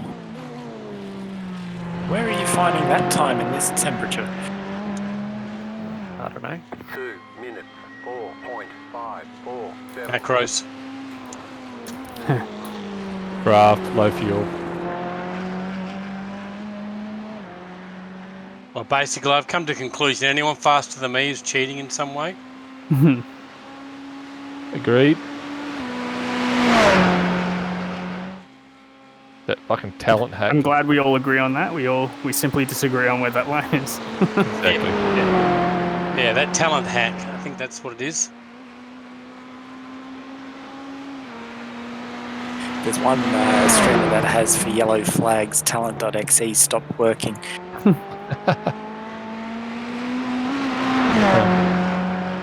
Nice.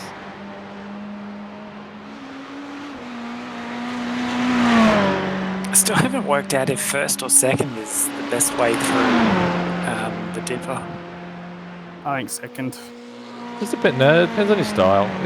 If you can pull it up, then second.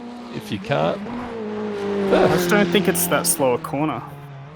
Yeah, but it's all about resetting your car, right? If you can't train your brain to get the car stopped in time to flow through in second, like I can't do it at the elbow. Yeah, so I guess my point would be that you're losing time if you're not doing it in second. Maybe. Whatever works. If he can roll out a decent lap time, lap after lap, then and it's first gear, then it's first gear. Sure. I can't You see don't some. know how to go faster. But I can't brake with my feet as well as I can brake with my feet and smashing down an extra gear. I never have. That's half my reasoning is I almost always go down an extra gear and I'm not doing it there. So I'd say it's pretty unlikely that you need to. Could just be my style in that particular corner. But... Yeah, I just worked out how to do it in second on that corner, but I haven't figured out how to do it at the elbow. I think I know what to do. It's just like my brain says, yeah, nah, next lap. See, I think the elbow is a slightly slower corner though, so that's why first is a little more usable. It's also more important to make sure you get it right too with a long run. Yeah. Yeah, I mean, I think the gear is always less important than getting your braking, your throttle timing right.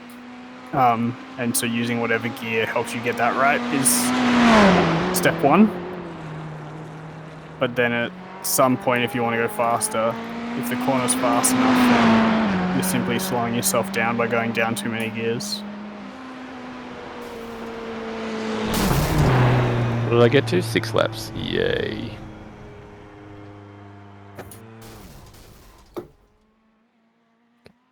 Your car has too much damage. We've got to fix it. Well, what we'll do, mate, is you just do 6 lap stints. 6 lap stints. I'll drive it if you can say it.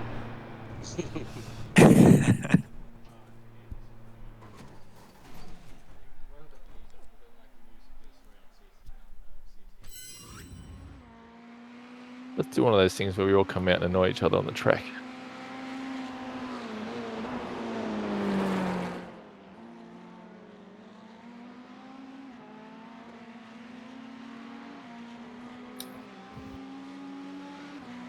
Ah.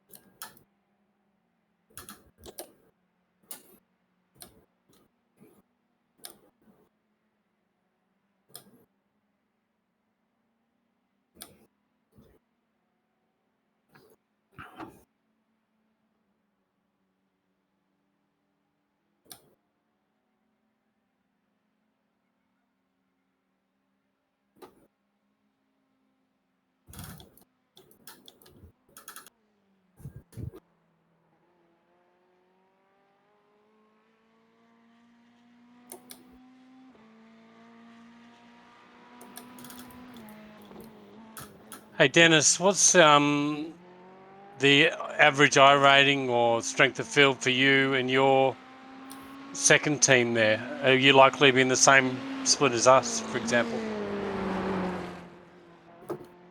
I know for Warwick and I, we're What are we, Warwick? About my split? 2600, I think, the average team. Yeah, I mean my I rating. Sorry. Yeah, I think we're about 2.7 because Regis is 2.5 and I'm 2.6 and Gaz is 2.9. Oh, okay. So good chance we'll be in the same split as you guys then. Yeah, good shot. We'll have to work together. Bag out the other Biddy Snail mob, the posh ones. Yes. What are they? They'll The young blood or young guns or something? Yeah, they're young guns. Yeah, our team I rating is going to be inflated by Sam. Yeah, 7.2. Yeah, good luck with that. So our average is going to be like Doesn't even matter at that five or point. You're something. going to be in the top split regardless. So Yeah. So you'll be fighting for the back of the field on us. I reckon they'll be near the front somewhere. I think aiming for a top 10 will be good, and then if people are being dumb enough, we might be able to score a top 5. Hmm. But it Well, really it's depends really how about clean your people own are. race. Yeah, exactly. Like, I mean, because we had that race at Spa where we ran a clean race at pretty good speed for all of ourselves, and we came in 19th. So, like, we're not guaranteed a good position just because we, like, keep it clean. It really depends if other people also keep it clean. Well, around here, it's less likely that people keep it clean, right?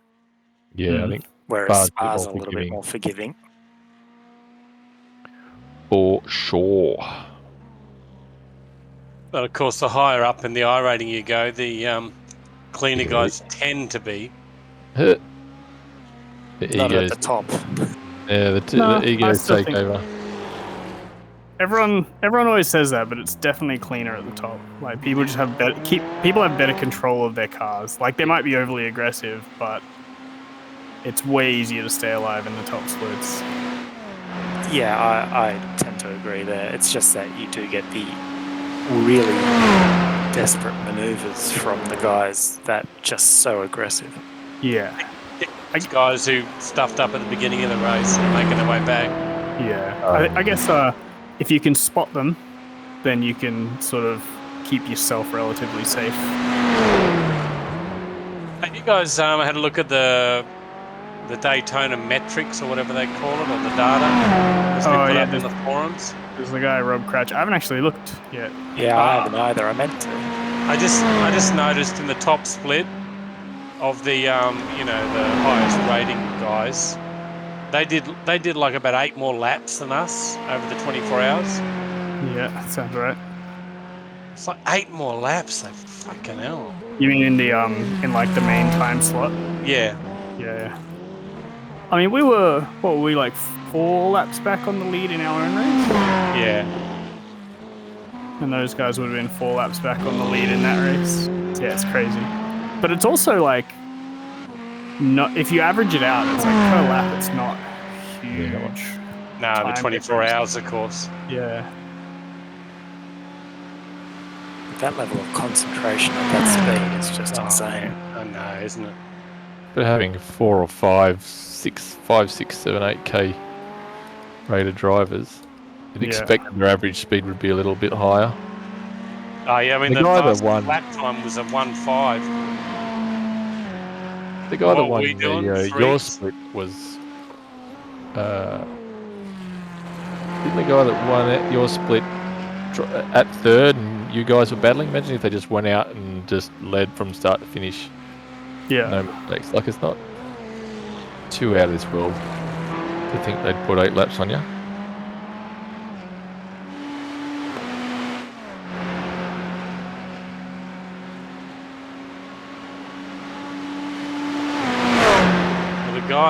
One of the guys in the team that won, I think, Breyer. You remember him? That name, Breyer. Lapad, yeah. Yeah, he's a NASCAR oval kind of legend as well, by the looks of it. Oh, is he? I just saw a little bit of the iracing, pro whatever just the end. He won his heat or whatever. He looks like he's about 15.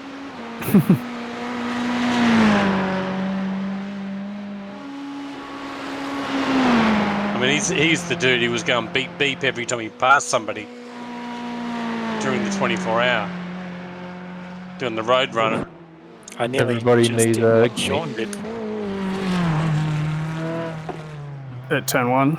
Yeah, I went cross country and managed to recover it though. Nice work.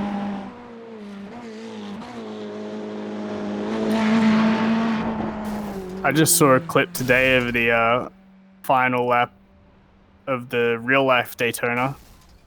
Where the guys in one of the GT classes were fighting for the lead. In the bus stop. Yeah. Uh-oh. You could, like, they were super aggressive, but you can really tell how much of a difference it makes real life versus in the sim, the way they sort of like bump into each other and like sort of that you can really do that Rubbins racing style. Yeah, they you can rub lean for a little on while people, first. right? Yeah. The cars don't just get punted off as soon as you get close.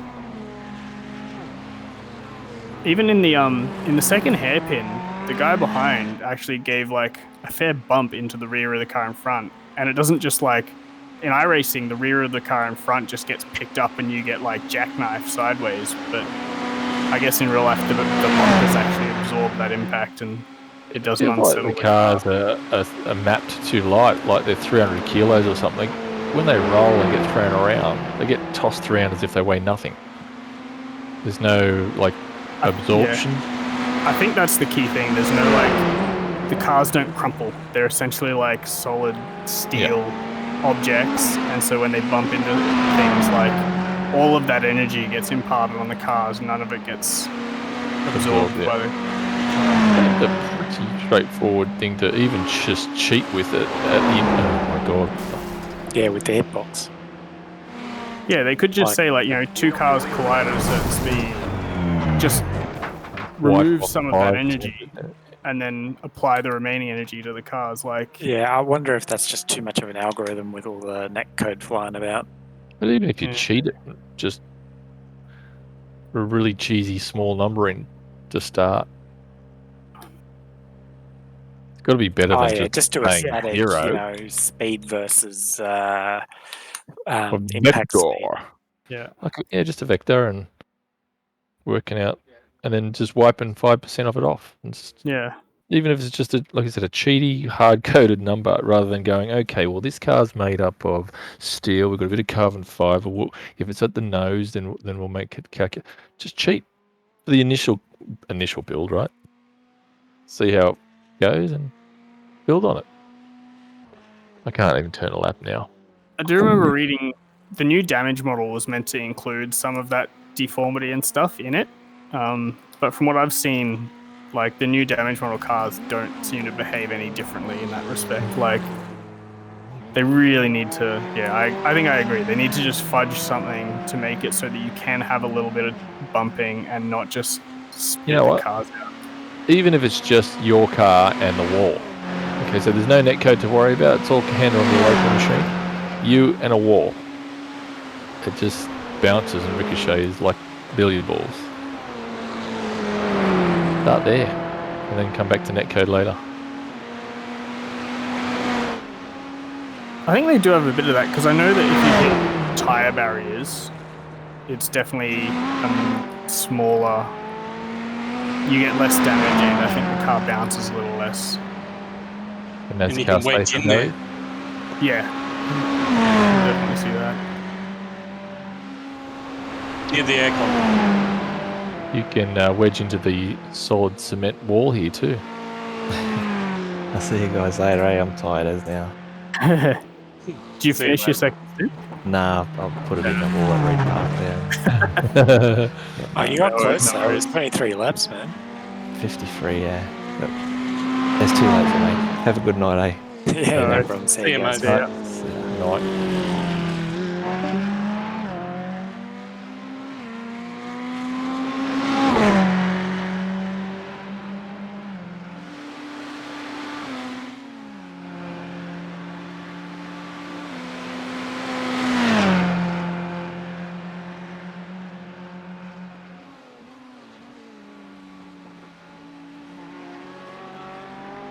One thing I'm realizing, Tom, is as we keep going on this stint, You're just faster than me, plain and simple, because you're just gapping me.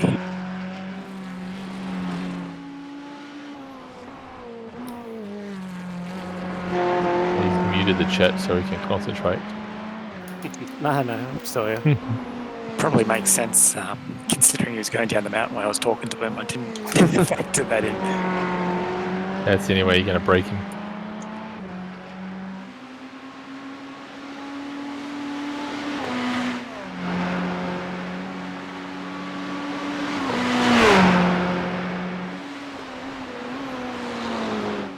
So far, Tom and Sean have done 53 laps completed. Gaz did 52 on my screen. I've got 54 and I'm still going. So I did edges all. 6. So, Dennis, you guys need another driver?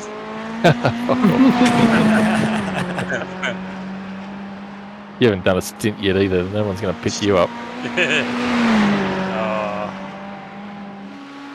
Well, he seems to be a lot closer than you, though, Warren. So, Woz knows how to do it come race day, don't you worry. I'll have to make sure I get some fucking sleep before that. Picked up some damage. Damn it.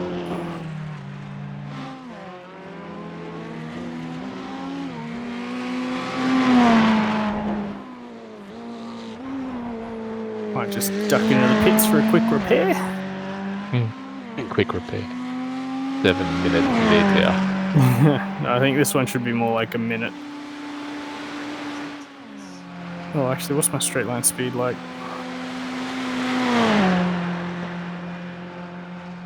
No, it's not too bad.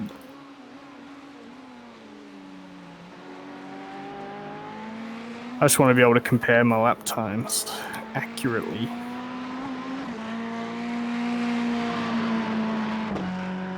Because I think now that I'm at the end of the second stint, the tyres are definitely slower. What are you doing now? What sort of times?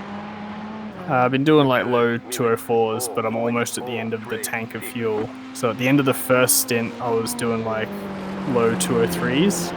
Hotter though Now I'm doing low 204s. Oh yeah, and it's a bit hotter.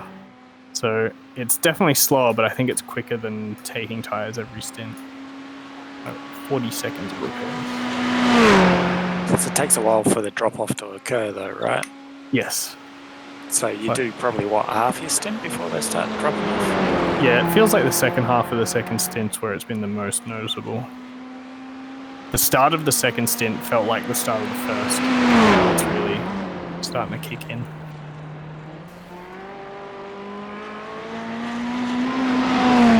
But it kind of balances with the low fuel, so the speed at the end of the second stint is kind of the same as the start of the second stint.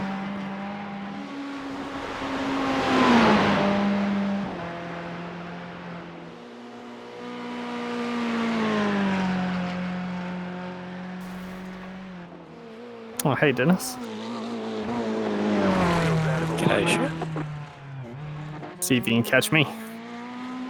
You'll see how I go. I actually do prefer the 3-wing, though. This 4-wing is not my cup of tea. Not my cup of tea. You feel more turnier. I don't What think is it about I'm the getting the benefit from the extra wing. I feel like I'm still driving it the same way as I was in the 3. Yeah. And because of that, I'm not getting any faster. If anything, I'm a bit slower.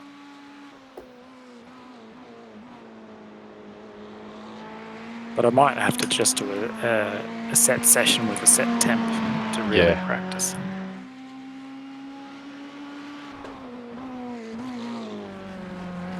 If the VRS doesn't change, JB will probably stick with 4 just for the sake of Marcus, and if he gets yeah, well, I'll try and time it so he gets the new set and someone else gets the old set, but we'll see. That's my general line of thinking anyway. no, I think whatever strategy is best assured to get to the end of the race, I think is the best one. Yeah. I think that's our focus this year, is just get to the end. Yeah, just let it finish. I really hate that they made it only 2 weeks after Daytona as well. Because this is a track where you actually do want a little bit more practice time. It's been 3 weeks, hasn't it? Yeah. It will be by the It will be time. 3 weeks. You know, I reckon one of the things about sim racing is you can lap endlessly, right? Yep. I'd like a series where that's not a possibility. Where Imagine releasing it though. Well, no, somehow they lock it. So you sign up to, say, IMSA and whatever, so that track is just locked out of your account. I was So, thinking. People buy, Smurf accounts. Yeah, Like, I love the idea. I just think it's. I think the, it's easy. Sorry, I Sean. think the way to do it is simply make it so that you don't know what the track is until make X it time random. before the race. Yeah. So it's That would literally be like 2 hours before the race, they'll tell you what the track is, and then you'll be like, right, well, now it's time to start practicing. And That would be a great series, not an official series, like a hosted series to run, like where you pick a car, just something like a street stock, something really fun to drive, and then you have some sort of random number generator that matches up with a racing track. It gets spun on live stream or something, and then bang, it's announced the day before or the evening Or be good, yeah. of, and everyone just goes out and has an hour practice session, then races. Even the day of.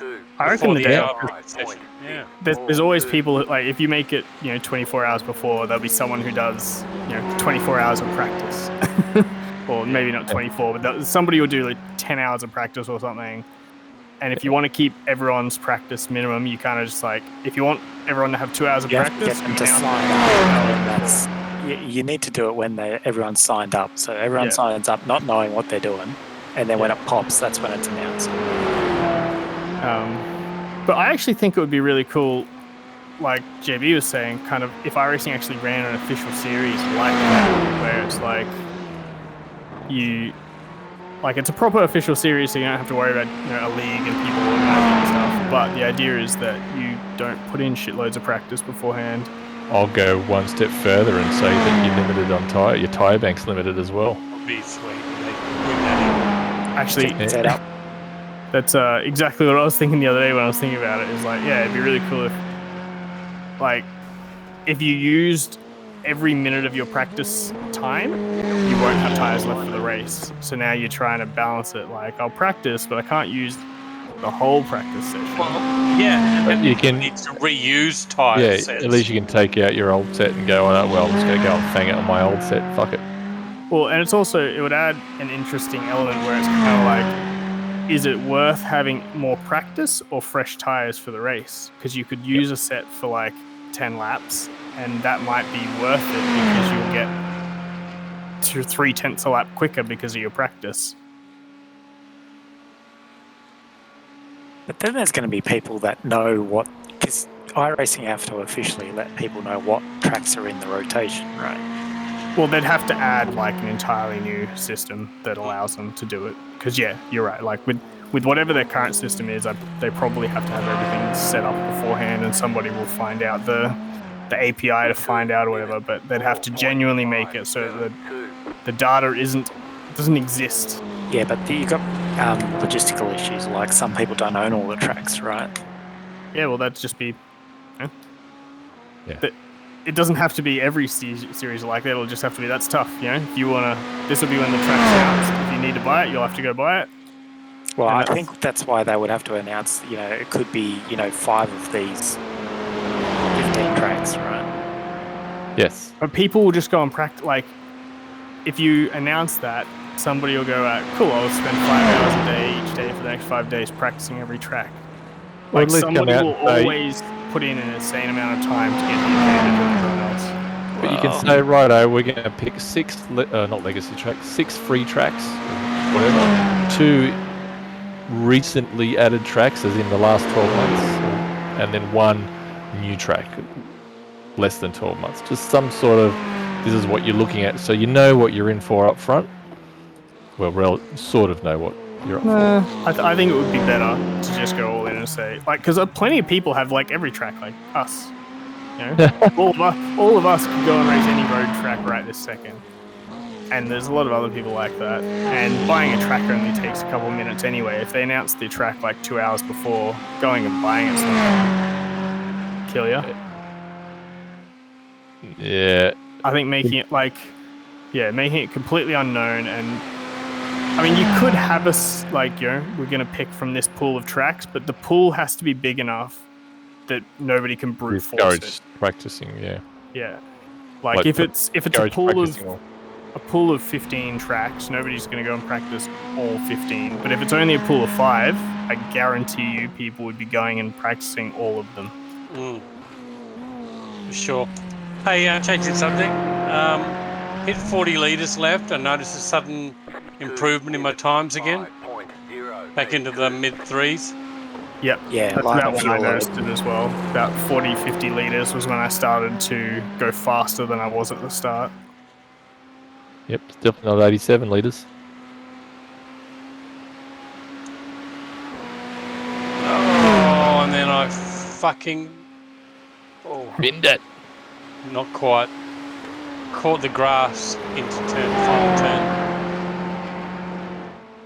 And then entered turn last. Sideways. Murray's. But kept off the wall. Yeah, Murray's, yeah. That guy's on the session. Yeah, no problems, Tom. Catch you. See you, Tom. See you next week.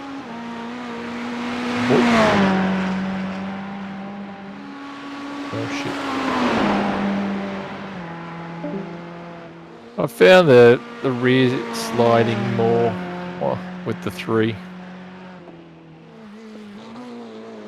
Yeah, that's that balance Regis was talking about, right? Because the wing is all at the rear. So it changes it's not just overall downforce, it's also the balance of the car.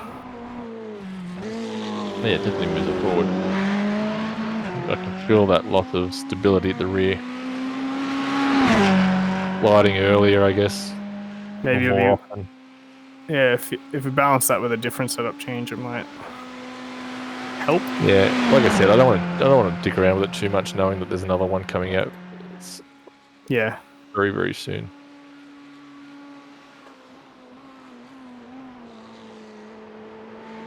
It'd be interesting to see what wing they go with. Wouldn't surprise me if it's 4 again. Yeah, it's just the exact same setup. Sometimes they put no effort in it. Well, Le Mans setup, I remember, was like a high wing with VRS last year. So what? I mean, the GT cars. Yeah. Might have been the year before. God, it all blends into one now. It certainly does. Hey, Warwick, I was thinking we could call ourselves Donate Life Racing Young Guns. we got 2 young guns. 2 sub-20s. We've also got the other end. Oh, shit. Maybe it's some young guns. Oh, and you know what? I mentioned myself being middle-aged the other day, and Warwick scoffed and said, "How long do you plan on living?" Oh, exactly. Really? I said 108, thank you. Yeah, exactly. No, thanks. Warwick, the realist. Exactly. Cynic, I think, is the term you're looking for. Yeah, probably. Yeah, that's true. Big time, actually. Tires are 50% on the right-hand side. You're still getting the time and the grip, then the numbers kind of Yeah, we started in a cooler session, so I don't know how it'll go. I think it was worth it because I was a second a lap slower, I reckon, at the end of the second stint, which means I was less than a second a lap slower at the start. So just for comparison, I just got 73% of my right front in that stint. A double? No, a single. That's not much worse than I had. I had like 76. You were in the 70s, that's right, yeah. But wasn't yours a rear? Both. Right-hand side, the 75. 75, 76. Okay, interesting. So I had 25% wear both stints. Of course, you. Oh, okay. Even though it's getting hotter. Yeah. I mean, I was a little bit slower though, so I guess the less tire wear because I'm going less fast. Now I'm just gonna see what kind of lap time I do on a full tank on these tires, but it's definitely not going to be worth going any more than 2 stints. So the sim time is 10:41 a.m. Yeah, I think you'll have to do a double at Sorry? at lunchtime, like at 12 or 1, and in between 12 and 2 p.m. do a double stint. It'll depend. What's the track temperature now? 27.8. Okay. Also, what's the track state? 'Cause I think by the time we hit lunchtime, it'll be close to 100%. Yeah, I don't think we're that high. 100% is the track state right in now. Okay, cool. Did you set it to 100 at the Yeah, start? I did. It's always different in the race though. Like the track doesn't have the black markings and stuff that it gets in the race. I think the track state's not the whole story. I think there's extra rubber that gets laid down in the race. Yeah, I thought that was the point of dust, I think.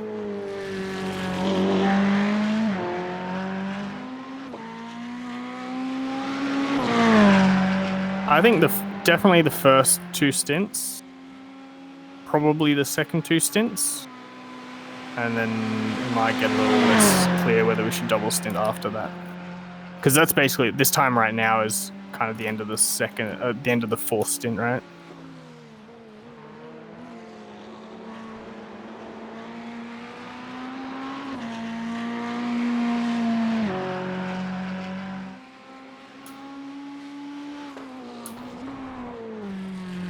These tires are a bit shit. Strangely. Okay, gents, I think I'm done for the night. Yeah, pretty close. Thanks for coming along. And we'll do this exact same thing next week. I'll try and start it at around 11 a.m., I think. Cool. And, I might put one up like maybe on the weekend as well, not knowing what the oh, yeah. Probably. It's probably not a bad. We should also set aside some time to do a little bit of competitive lapping in that session. Yeah, have a bit of a friendly race. Yeah. Mini race.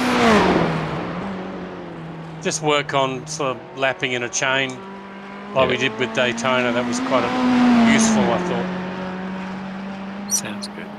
Definitely.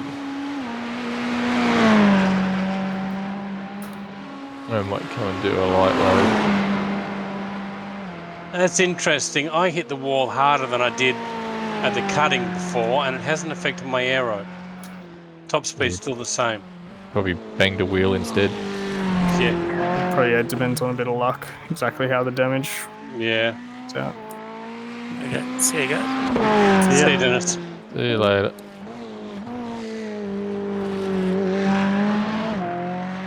Only the most dedicated left. That's it, mate. Hardcorers.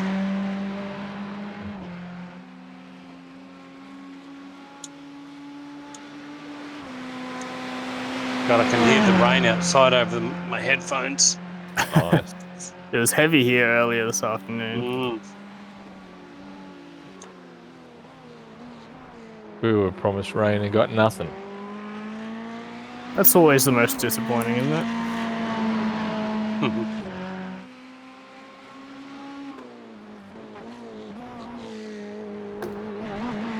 At least it wasn't so hot today. It's so fucking hot the last 2 days. Oh, it's been awful. Muggy as all fuck.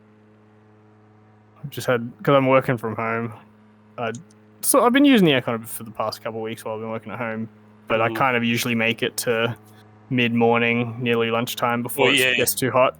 But last 2 days it was like 9 a.m. just aircon on straight away. Yeah, same, exactly that. In fact, I had the aircon, kept the aircon on in the bedroom last night. I normally don't like that. I need the fresh air, but it was just too uncomfortable. My go-to, because I'm a stingy cunt, is I just set the aircon to a timer so it turns off at about 2 a.m. And it's usually enough. I get to sleep, I'm comfortable, and then it's It doesn't sort of heat up too much. I'd really like an automatic window opener so that it Yes. an hour or two after that, it could then open the windows. Yeah, that'd be great. I like that idea too. Those are weirdos, fucking Queenslanders. You probably don't even know what air conditioning is down there. Man, I don't turn mine off. You want to know why my bills are up near $2,000 a fucking quarter? Jesus. Because I live with mine on all the time. You and Dennis are the same. Massive fan of creature comfort. Why should I feel uncomfortable when I've got a device there that will make it go away? I could spend that money on other things. Why? Why be uncomfortable to spend money on something else? It's not always that my uncomfortable. comfort is maximum priority. I just have to rest my ass cheeks. I don't think I've got much feeling left in my feet and legs. Do you actually have like $2,000 electricity bills? I have to have a look at what the last one was. But the autumn, spring, winter, spring, the spring quarter, I guess, was probably the cheapest we've had because it hasn't been a hot summer. We haven't used it nearly as much as the previous years. Like last year, we had a heap of 40-degree days. Yeah. It was turned on at 9 a.m.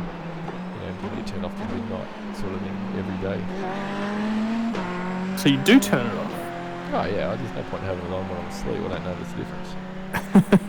Just turn it on long enough so I go to sleep, and then that's it. So normally an hour. When I go to bed, I punch the timer for an hour. And if I'm off to sleep... Yeah, so that's what I do. Yeah. You were just going on about how you run it all day, constantly. All day, yeah. During the day, I don't wait until 12. If it's going to be a hot day, then well, normally it's just, I don't turn it on until later in the day because I'm comfortable in the morning. Yeah. It's not too hot. Yeah, so it's not because you're stingy. You just turn it on when you need it on. Yeah. I know, I guess it depends. I'm happy being a little bit warm, but if I'm you're conscious sweating, I'm just going to turn it on. Yeah.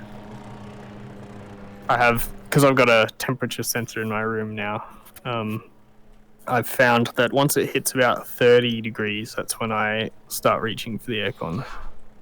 30. Above 30. Anything under 30, I'm okay with. Fuck no, mine's 26. 26 and a half, 27. On goes the air. I have my aircon set to 25. Oh, so. 24 here. 23, 24, yeah. I, today, I had it on 25, and even then I start to feel it's a little bit too cold. Are you sitting underneath it? Yeah, I mean, it's a tiny room. It's 3 meters by 3 meter, bedroom. That's my computer room. So the aircon's probably quite effective. And the aircon, it blows out of the aircon straight underneath the fan, which blows it straight down on top of me. Yeah. Yeah, you'd be feeling that, yeah.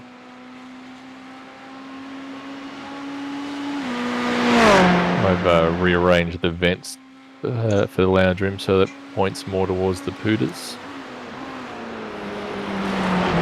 A lot of heat coming off the four PCs sitting here.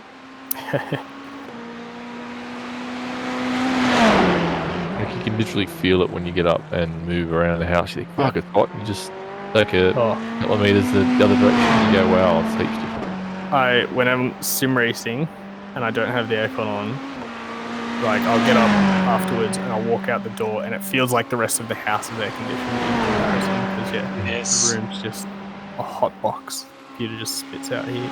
My computer room's the furthest away from the aircon, so that was silly. I've got to step outside and then back into this room. It is nice and cold, yeah. Spoil yourself and get another split system. Already got two. I don't want a $2,000 bill. Oh, with a split got system, two. just turn it on where you need it. I've got a 3-bedroom house and I've got 4 aircons. Well, I've got a split system in the office. I think it was designed that way so they, working from home, you just turn the aircon on in the office and you don't get a $2,000. But because there's so many of us home in lockdown and stuff, and even before lockdown. Yeah, this house just has a aircon in each. It's split system in each bedroom and then one in the lounge room. Oh, so close to getting to the end of a stint and fucking just losing focus so badly. Hit the wall 3 times now. Ouch. I was nailing it for ages, and then we started talking about air cons. Got a vested interest in aircon.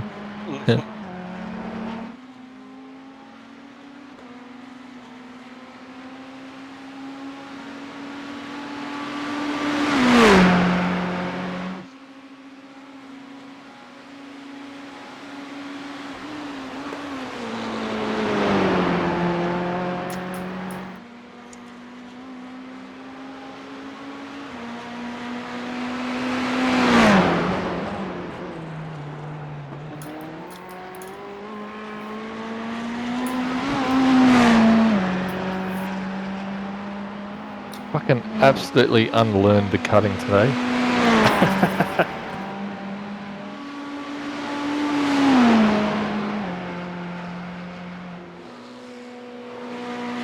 .29 track temp. What's the instant time? 11 o'clock.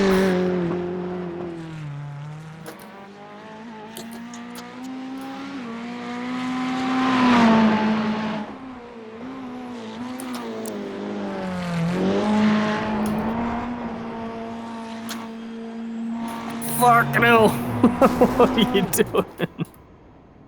You're going the wrong way. That's the wrong way, mate. Yeah, I'm pretty fucking done.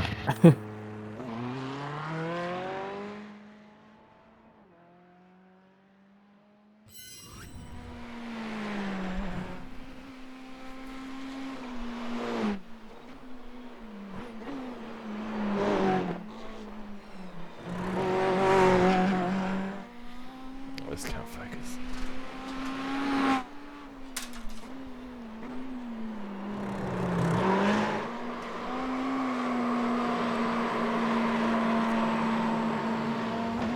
God, I almost got away with it too.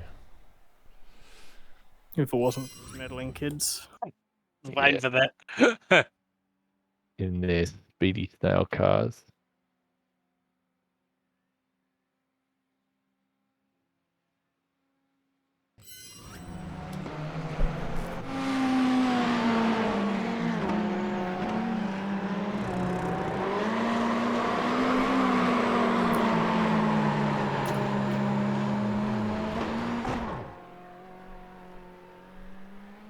Okay, so I was almost saved enough for one more lap, but I better take 3.3 litres left coming into the pits. What is it, 3.7 for a Yeah. lap, I think. So just a little bit So, more saving. Yeah, it wouldn't take much to save that, I No. don't think. The only place I was coasting, and I do it pretty consistently, is I'm braking around about the 200 board at the chase. And lifting earlier and then braking lifting, later. sorry, lifting and then braking just before the 1, and then and doing something similar at turn 1. But that's more because I just find I can get through there consistently doing that. What have I got? Tires. Lowest is 76 on the inside on the front right. Sounds about right. About where you were, wasn't it? 75, 76 on your Yeah, side? it's about about that. So, I mean, that's later in the session. It's still pretty much the same tyre wear. Yeah. That's interesting. It's good. How many laps? I'm guessing I got 30 laps out of that one.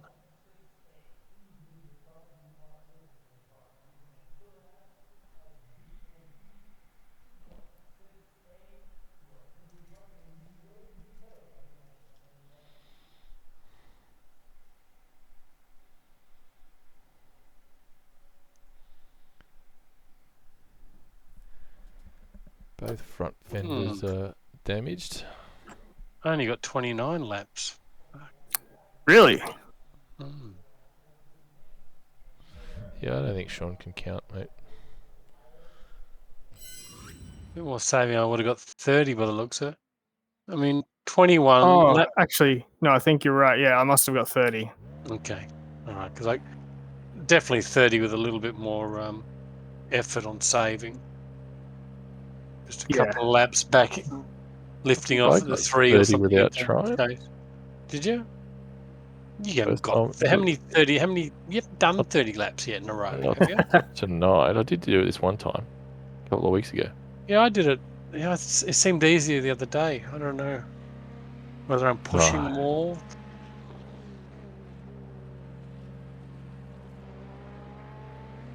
But that stint was pretty average, consistently, mostly low 4s, a couple of 3s.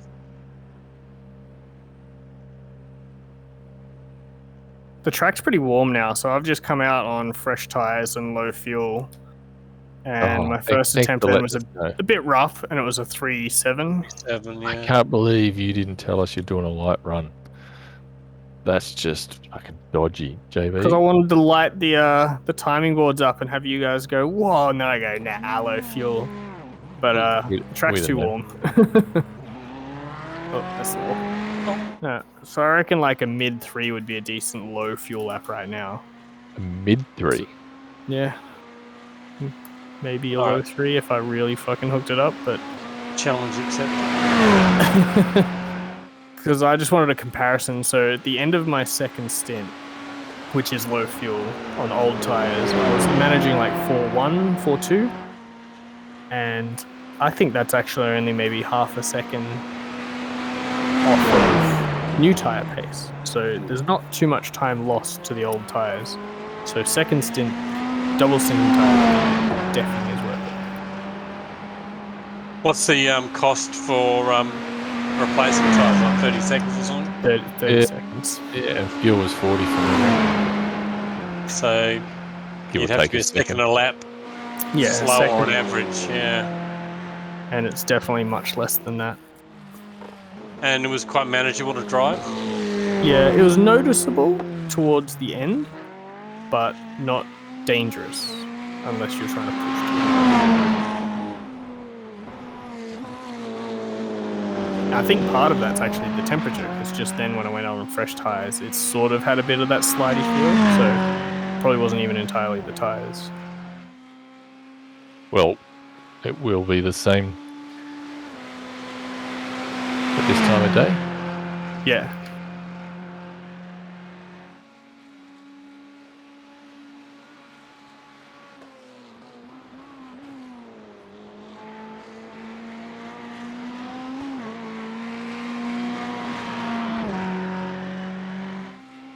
I think the fast guys will be double stinting the whole race. I reckon. Yeah.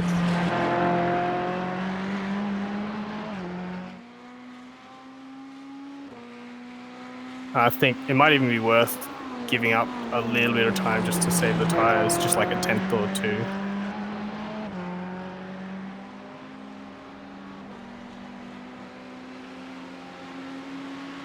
Yep, it's that safety lift in the grate to stop it sliding the front across the... Yeah, I mean, my low wears were the right-hand side, so it's definitely all the high-speed stuff in the mountain that's doing the damage. The damage, yeah.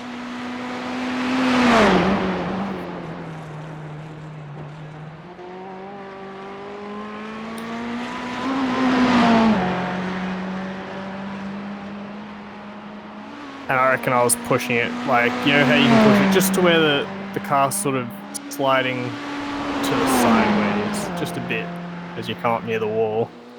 And if you back it off just a tiny bit to where the car's not sliding, you're just driving it in a straight line, would reduce that wear a bit.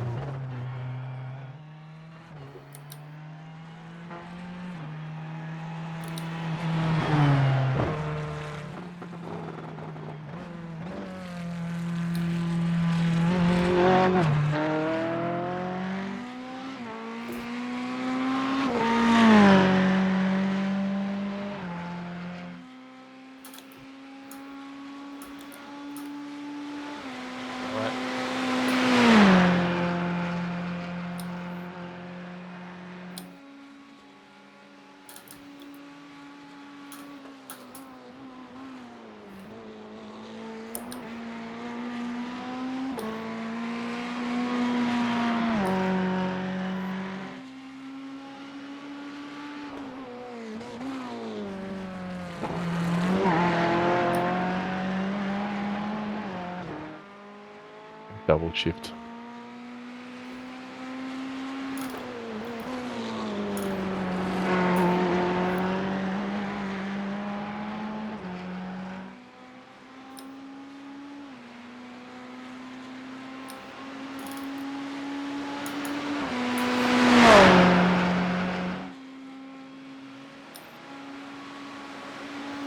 Okay, I was a little bit wrong about the lap time. I think I just had to adjust to fresh tyres.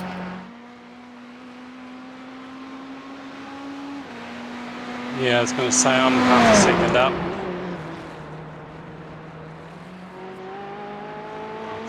Four-tenths. I still can't do all that.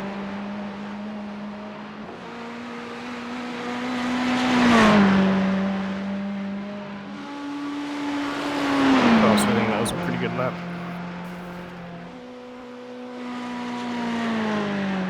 You knocked your wheels out of alignment.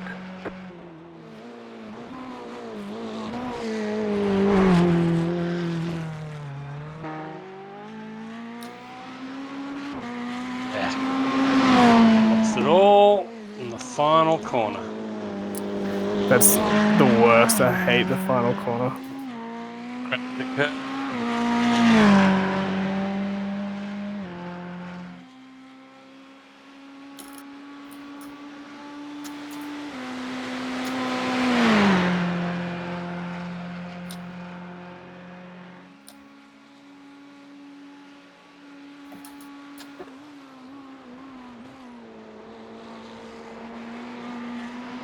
Well, that throws a bit of a spanner in the works, because that means my stint-old tyres were definitely a bit more than like half a second off the pace. Going to a light load. 2 minutes, 2.914. Yeah, well, like the end of the second stint, I was on a light load, and I was doing low fours.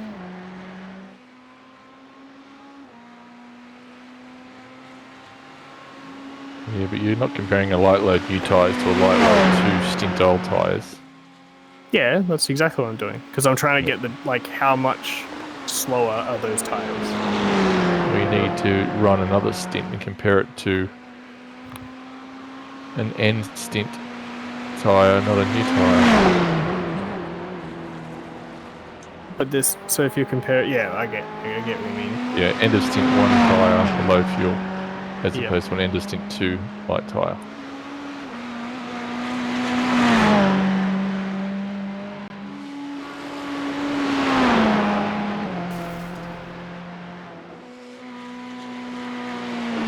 Wheels out of alignment.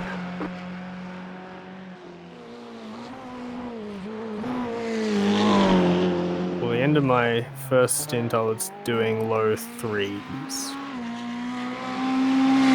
So it's about half a second.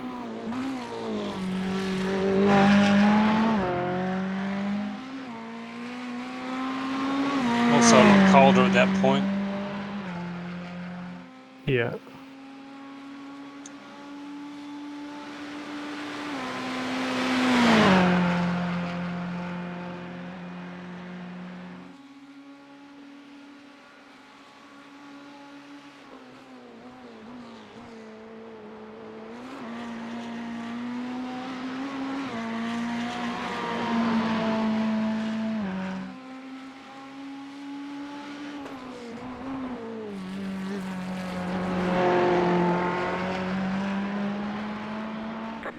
Minutes, 2.975.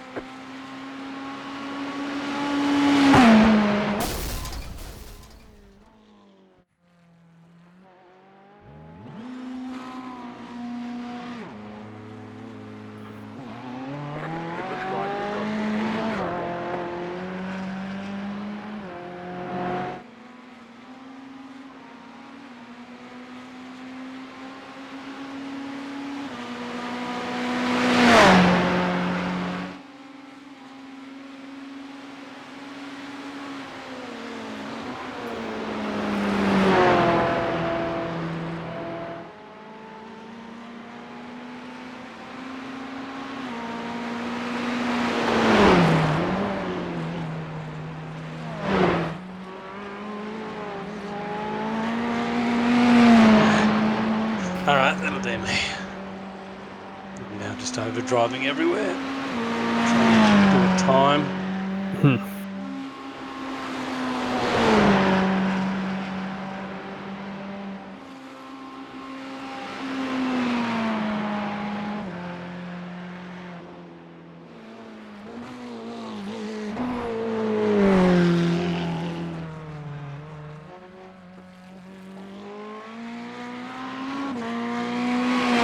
Right, chaps, thank you for that.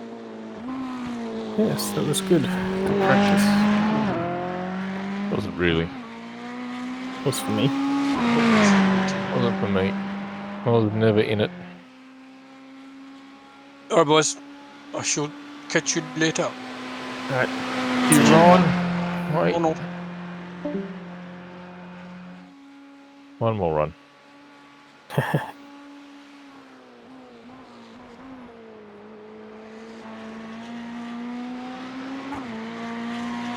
Tell myself not to overdrive it, and the first thing I'll do is overdrive it.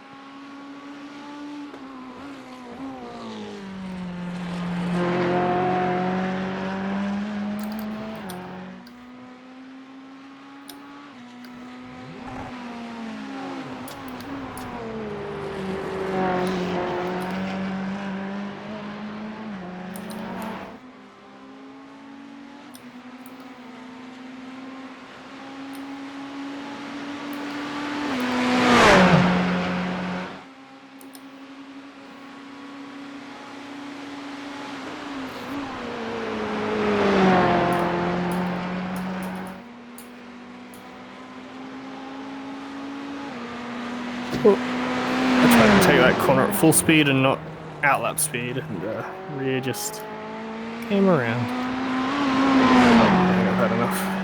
That's 2. Turn 2. Yeah, turn 2. Like, mid corner felt great, and then on corner exit, the rear just never stopped rotating. Yeah, that's exactly how. Oh, I did. 65 laps, not too bad. Oh, you fucking no.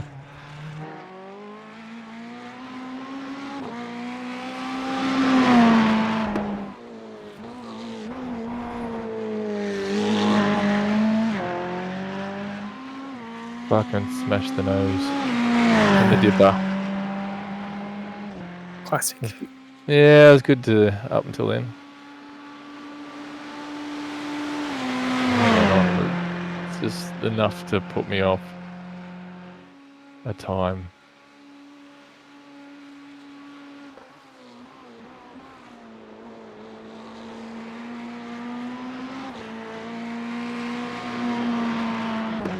The time just keeps adding up.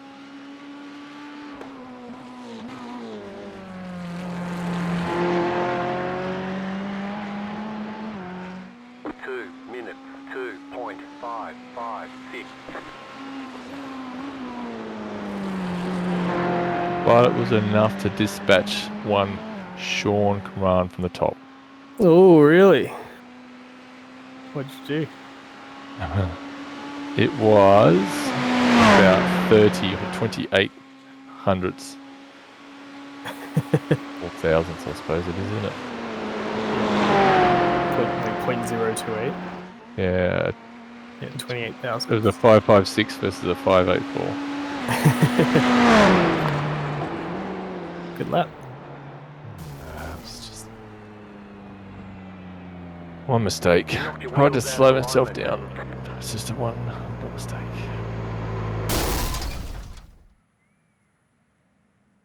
Into the dipper.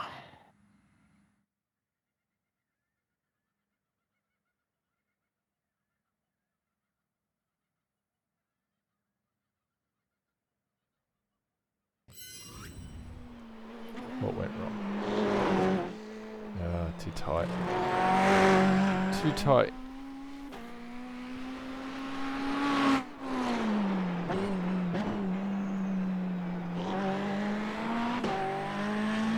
Very conservative into the elbow as well.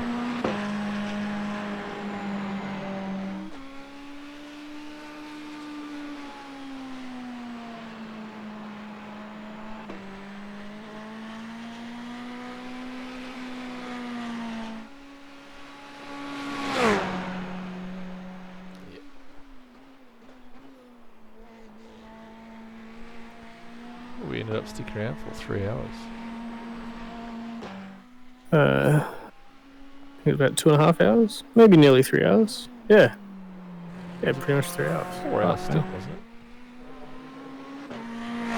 it? Yeah. Well, it started 3 hours ago because it's just almost 10 p.m. Yeah, 10 p.m. here now. Oh yeah, 8, 9, 10, 11. Yeah. I got on it a little bit late, but only like 5 minutes. No, you're right. It started at 8 p.m. is when it started. Started at 7, mate. 8 p.m. in the center of the universe.